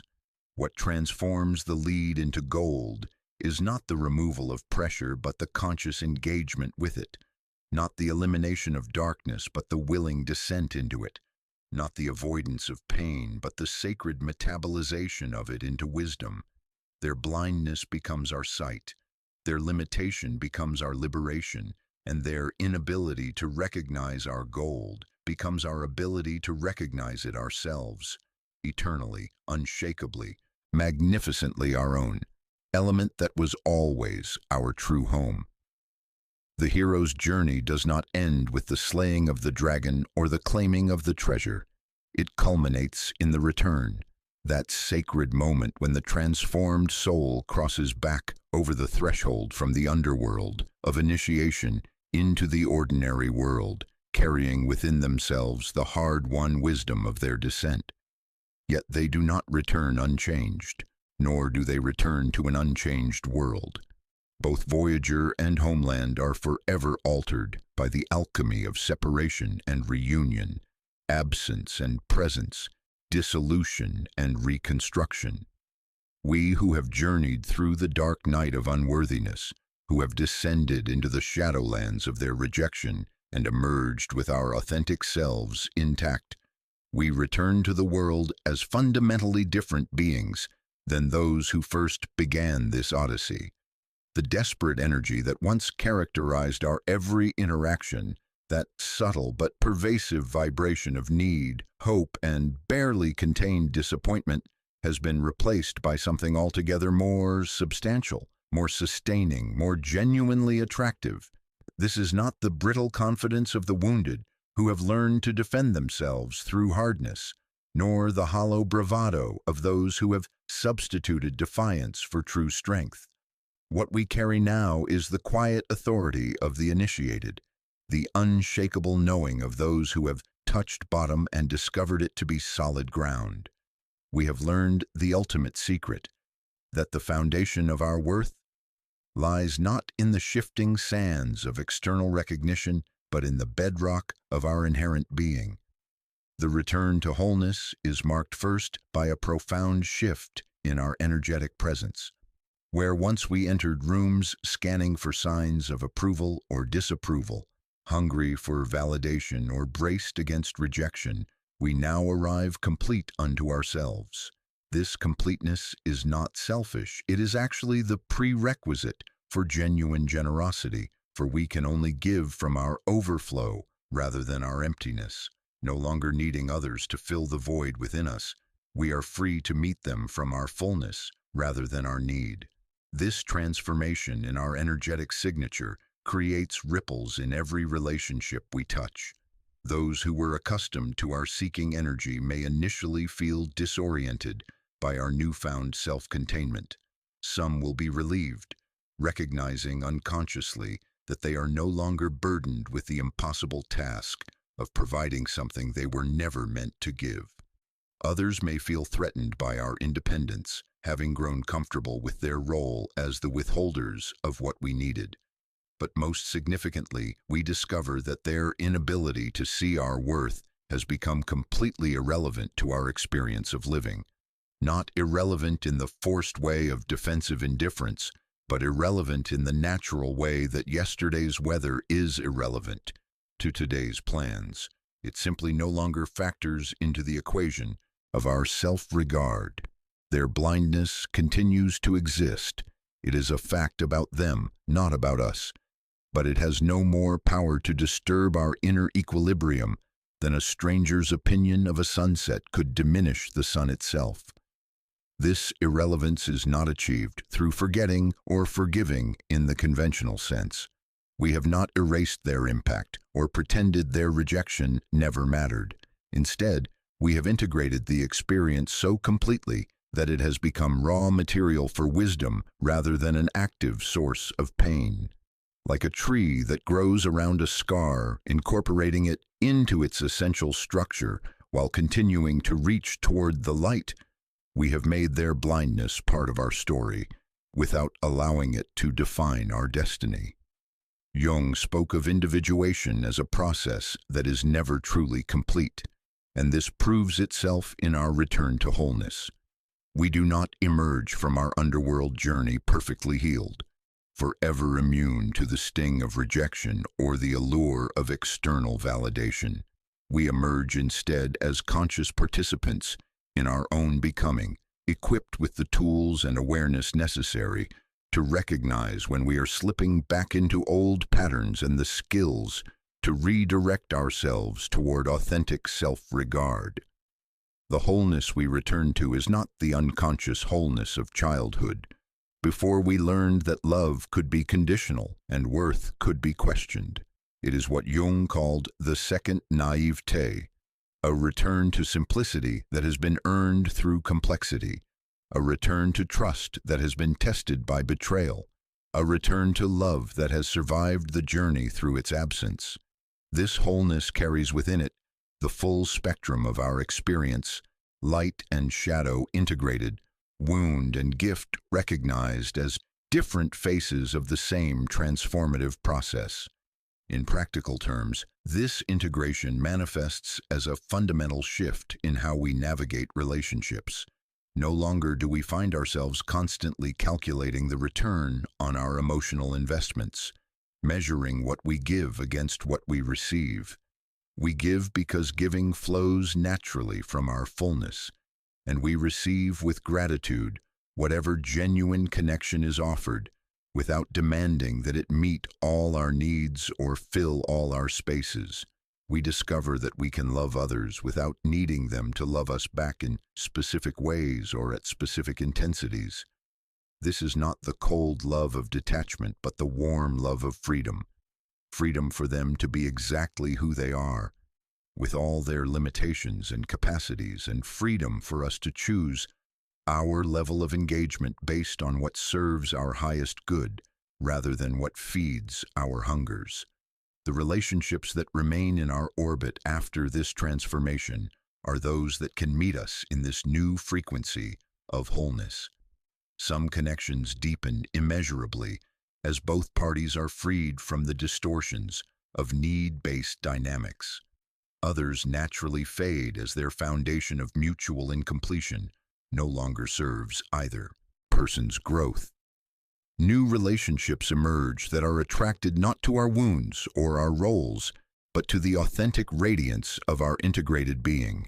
Perhaps most remarkably, we find ourselves capable of appreciating qualities in others that we once could not see because we were too blinded by our own need to be seen.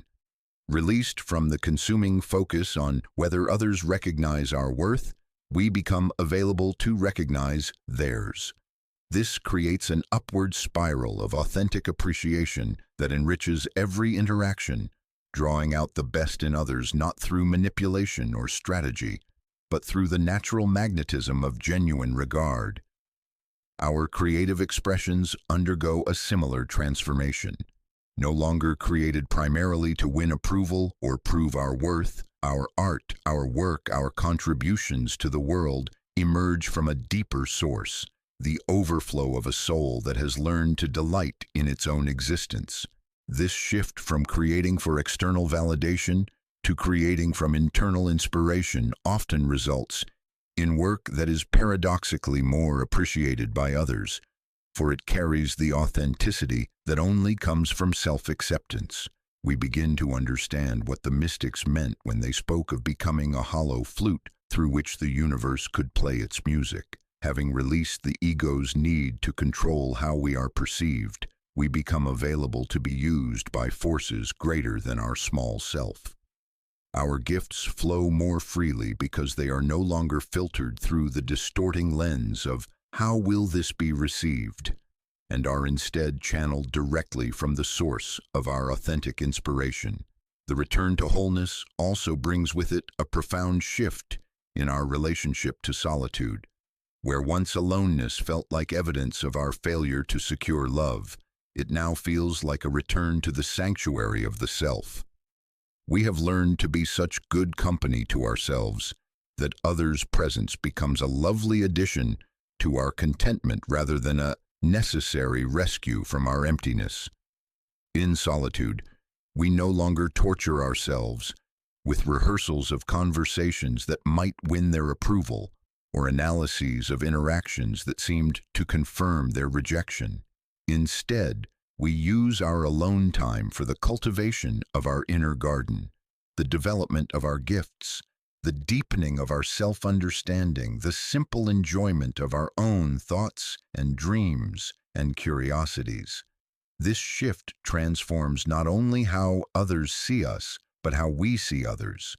Released from the prison of needing their approval, we can finally see them clearly, not as the keepers of our validation, but as fellow souls navigating their own journey toward wholeness. We recognize their rejections as reflections of their own limitations, rather than accurate assessments of our worth. We see their inability to appreciate us as information about their capacity for perception, not as evidence of our inadequacy. This clear seeing brings with it a natural compassion that is neither enabling nor self-sacrificing. We can feel empathy for the blindness that prevents them from recognizing beauty when it appears before them, while simultaneously refusing to diminish ourselves to accommodate their limited vision. We can wish them well on their journey toward greater awareness, while requiring nothing from that journey for our own sense of completeness. The return to wholeness reveals itself most clearly in moments of potential trigger, those situations that once would have sent us spiraling into self-doubt or desperate attempts to prove our worth. Now, when faced with their indifference or dismissal, we find ourselves responding from a place of centered clarity rather than wounded reactivity. We might feel a momentary pang. The heart remembers even what the mind has transcended, but it passes through us like wind through an open window, creating movement without displacement. This is perhaps the most profound gift of our journey. We have learned to be unmoved by the storms of others' blindness, while remaining tender enough to appreciate genuine recognition when it appears. We have developed what could be called spiritual shock absorbers, the capacity to navigate the bumps and jolts of interpersonal reality without being thrown off our center. Yet this wholeness is not a static achievement, but a dynamic process, a continuous choosing of self-regard over self-abandonment, authentic expression over performance, inner validation over external approval. Each day brings new opportunities to practice these choices, new invitations to remember who we are beneath the fluctuating opinions of others. We discover that wholeness is not about perfection, but about integration, the capacity to hold all parts of ourselves, including the parts that once sought their approval, with tenderness and understanding. We do not shame the younger self who needed their recognition. We honor that self as a necessary stage in our evolution, while choosing to operate from the wisdom we have since acquired. The completion of our individuation, for completion it is, even though it remains ongoing, gifts us with the understanding that we were never broken, only fragmented by the mistaken belief that our worth depended on their ability to see it. In gathering back the scattered pieces of ourselves from the various people and circumstances to whom we had assigned the power of validation, we discover that we have always been whole. The journey was not about becoming worthy, but about remembering our inherent worthiness, not about earning love, but about recognizing the love that was always flowing through us. Not about fixing ourselves, but about removing the obstacles to our own natural radiance. In the end, their inability to recognize our worth becomes irrelevant, not through force or forgetting, but through the simple recognition that it was always irrelevant. Our worth was never dependent on their vision, just as the ocean's depth is not dependent on how much of it a particular vessel can contain.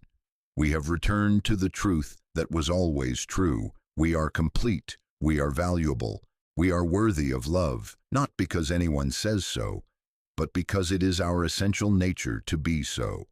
This return to wholeness is both an ending and a beginning. It is the end of seeking ourselves in the eyes of others, and the beginning of seeing ourselves through the eyes of unconditional love. It is the end of our exile from our own worth, and the beginning of our reign as the sovereign of our own self-regard. It is the completion of one spiral of growth and the commencement of the next. For wholeness, once achieved, creates the foundation for ever deeper experiences of authenticity, connection, and service. We return to the world not as conquerors but as gardeners, not as those who have taken but as those who have learned to give from our overflow.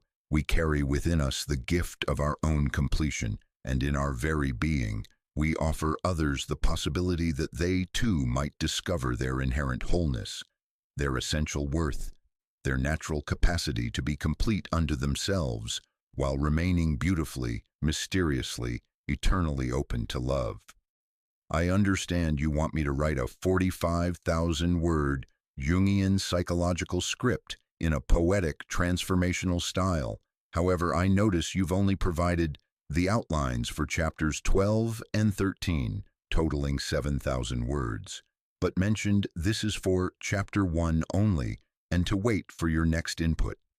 Could you clarify, would you like me to write chapter 12, 3,750 words, based on the outline you provided? Or do you have a different chapter 1 outline that you haven't pasted yet? Should I wait for you to provide the complete outline for all chapters 113 before beginning? Once you clarify which chapter you'd like me to start with and provide its specific outline, I'll create an immersive, Jung-inspired voiceover script that captures the soul's journey of transformation with the poetic depth and psychological insight you're seeking. The style will flow like a sacred inner dialogue, weaving together metaphor, archetypal wisdom, and the profound themes of individuation, shadow work, and authentic self-discovery that define Jung's approach to human transformation. The journey of releasing the unseeing is not a destination but a continuous return to the altar of self-worth. Listen closely to the rhythm of your breathing, to the eternal pulse that beats beneath the surface of all seeking, all striving, all the desperate reaching toward others for confirmation of what already lives, complete and whole, within the sanctuary of your being.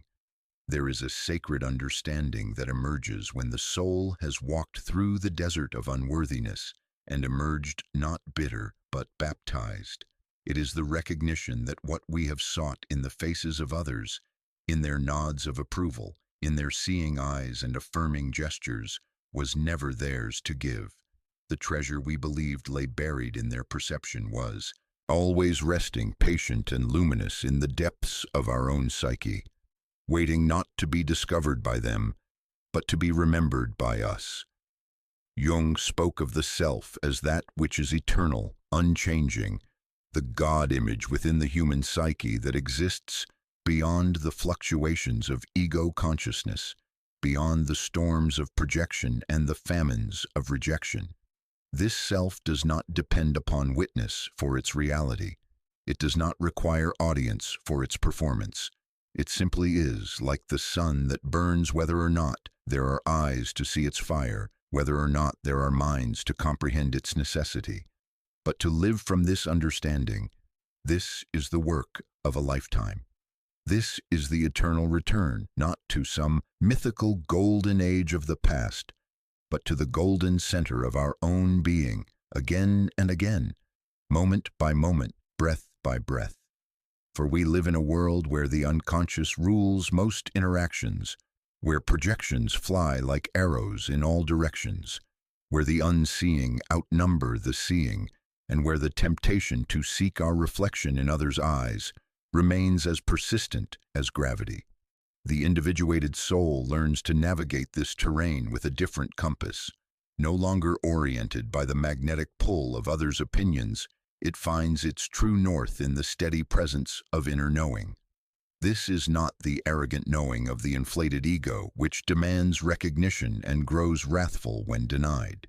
This is the humble knowing of the self, which understands that its worth is woven into the very fabric of existence, as fundamental and unquestionable as the law that governs the movement of stars.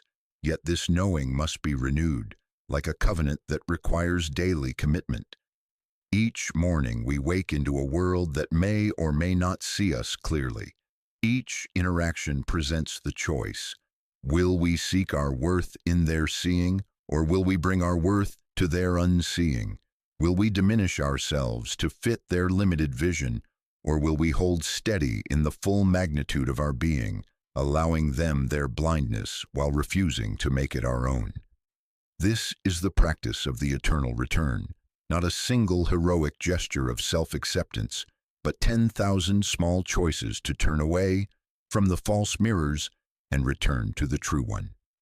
It is the discipline of remembering, again and again, that our value is not contingent upon recognition, that our light does not flicker based on witness, that our worth is not a democracy where others get to vote on our significance.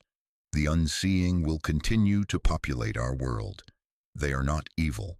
They are simply unconscious, caught in their own projections, limited by their own unlived experiences, trapped in the narrow corridors of their own unexamined assumptions. To expect them to see clearly is like expecting the colorblind to distinguish red from green, not a moral failing, but a limitation of perception that may or may not change in this lifetime.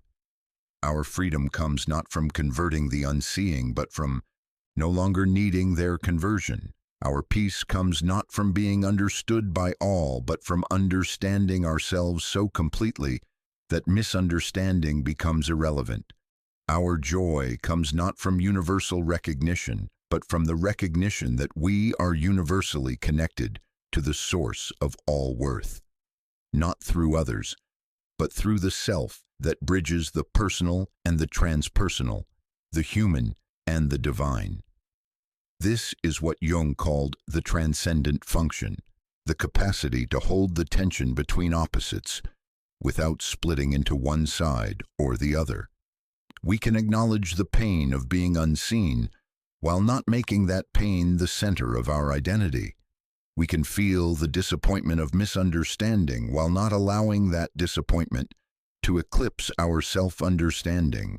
We can experience the loneliness of not being fully met while not forgetting that we are never truly alone, for we carry within us the eternal companion, the self that knows us more intimately than any external other ever could.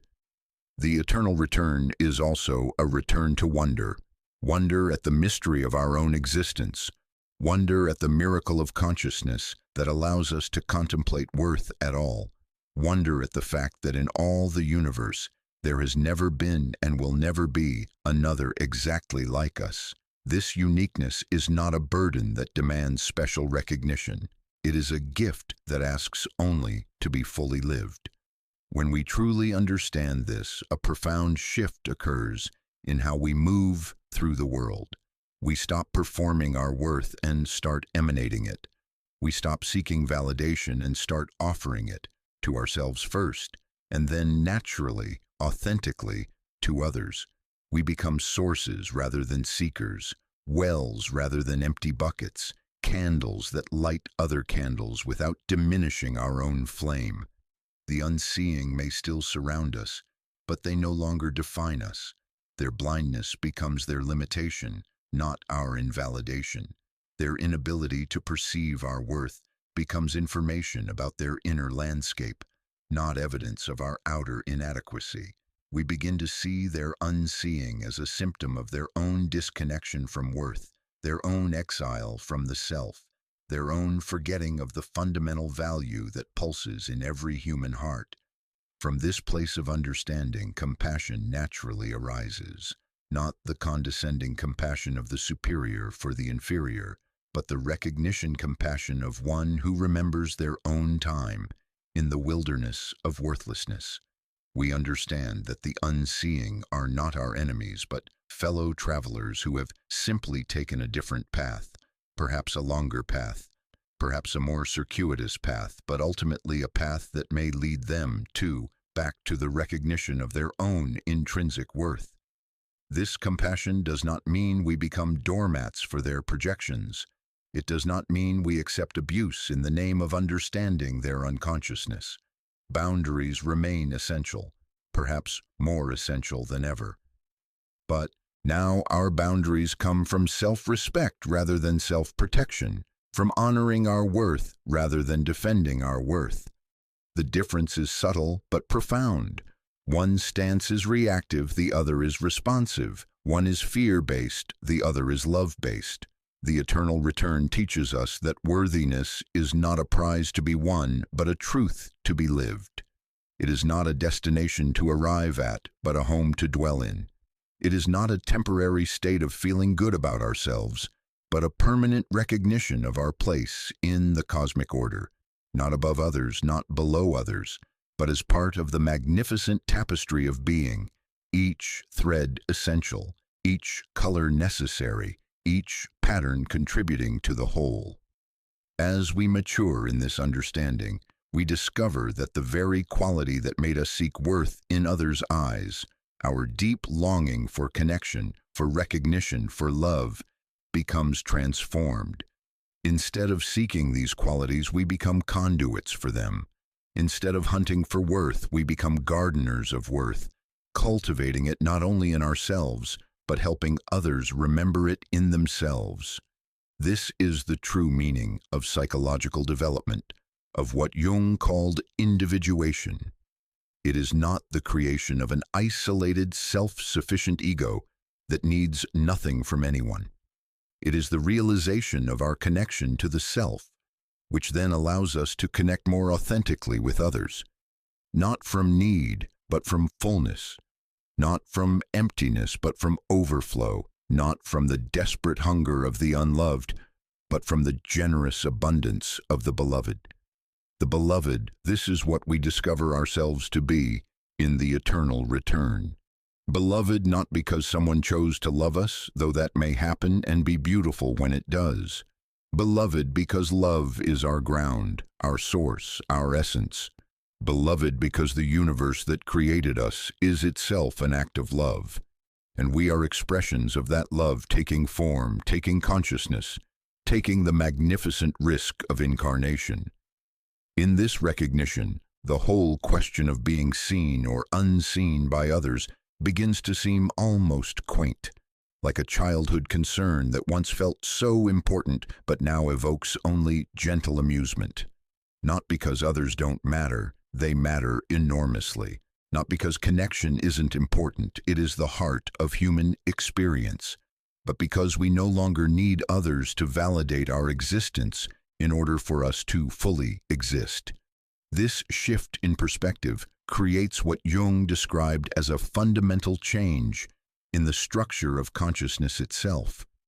We move from what he called ego-self-axis dysfunction, where the ego either inflates itself to God-like proportions or deflates itself to nothing, to a proper relationship between ego and self, where the ego serves as a clear vessel for the self's expression rather than trying to be the self or trying to destroy the self.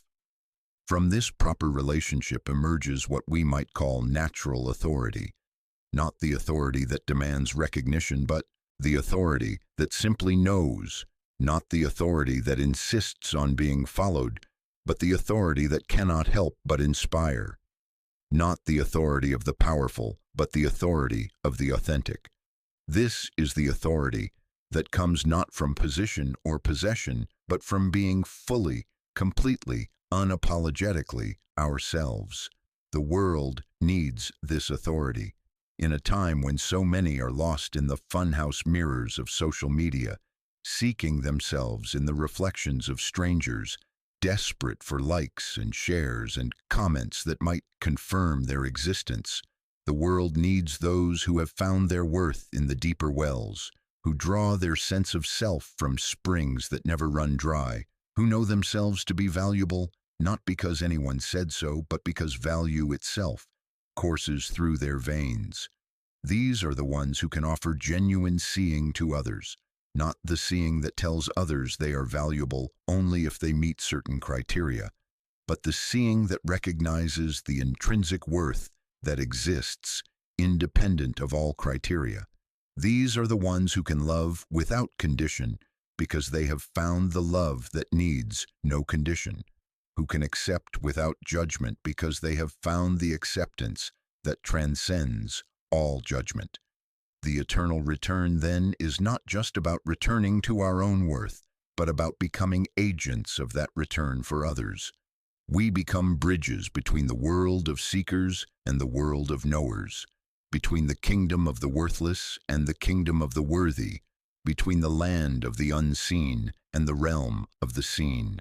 But this service to others can only be authentic if it flows from our own completed return, our own established residence in the house of self-worth. We cannot give what we do not have. We cannot guide others to a place we have never been. We cannot offer the water of recognition if we are still dying of thirst ourselves. This is why the work is always, fundamentally, an inside job. This is why the eternal return must begin with us, in us, as us, not because we are more important than others, but because we can only transform the world from the place where we actually have power, within our own consciousness, within our own choices, within our own moment-to-moment decision, to remember or forget our worth. And in this remembering, something miraculous occurs. We discover that worth, like love, like consciousness itself, is not diminished by sharing, but multiplied.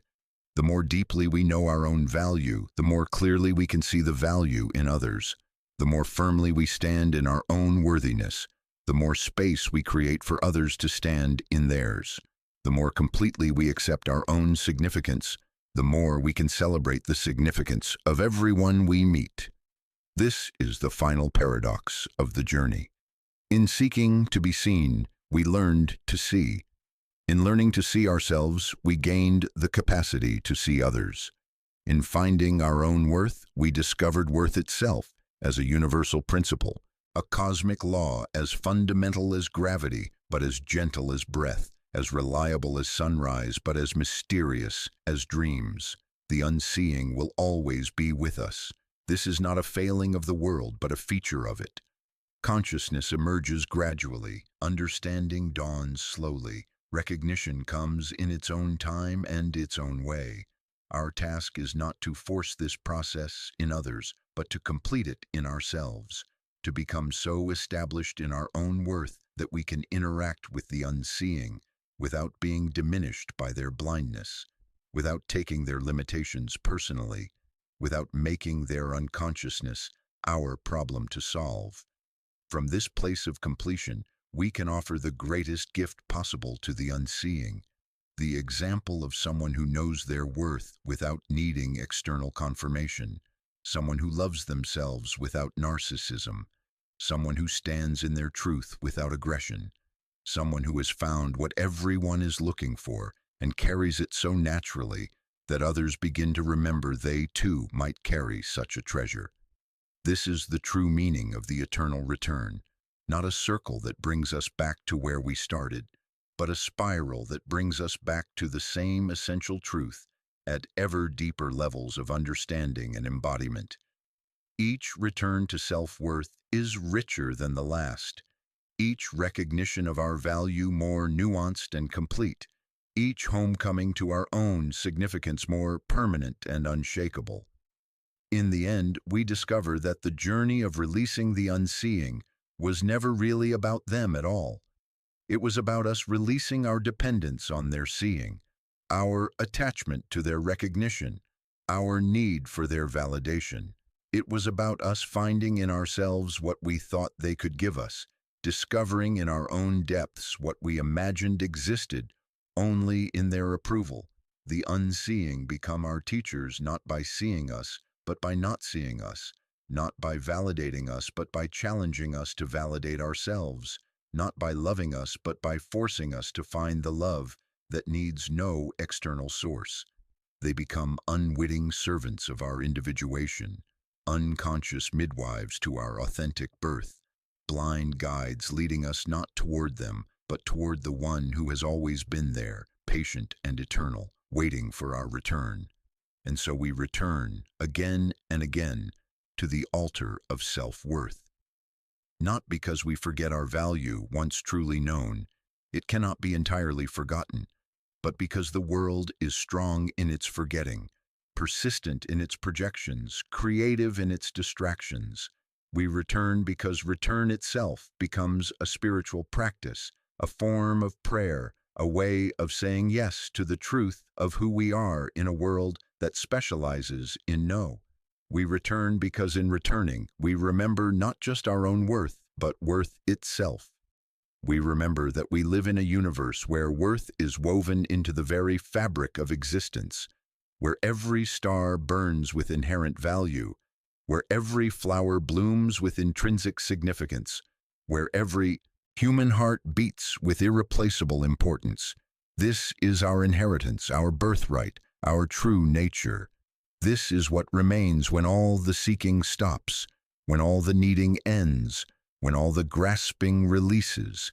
This is what we discover in the eternal return to self, that we are and always have been and always will be worthy, not because anyone said so, not because we earned it, not because we proved it, but because worthiness is the ground from which we spring, the light from which we shine, the love from which we emerge and to which we eternally belong. The unseeing cannot see this, but we can. And in our seeing, the world becomes a little brighter, a little more conscious, a little more awake to the worth that pulses in every heart, waiting to be remembered, waiting to return, waiting to be eternally itself.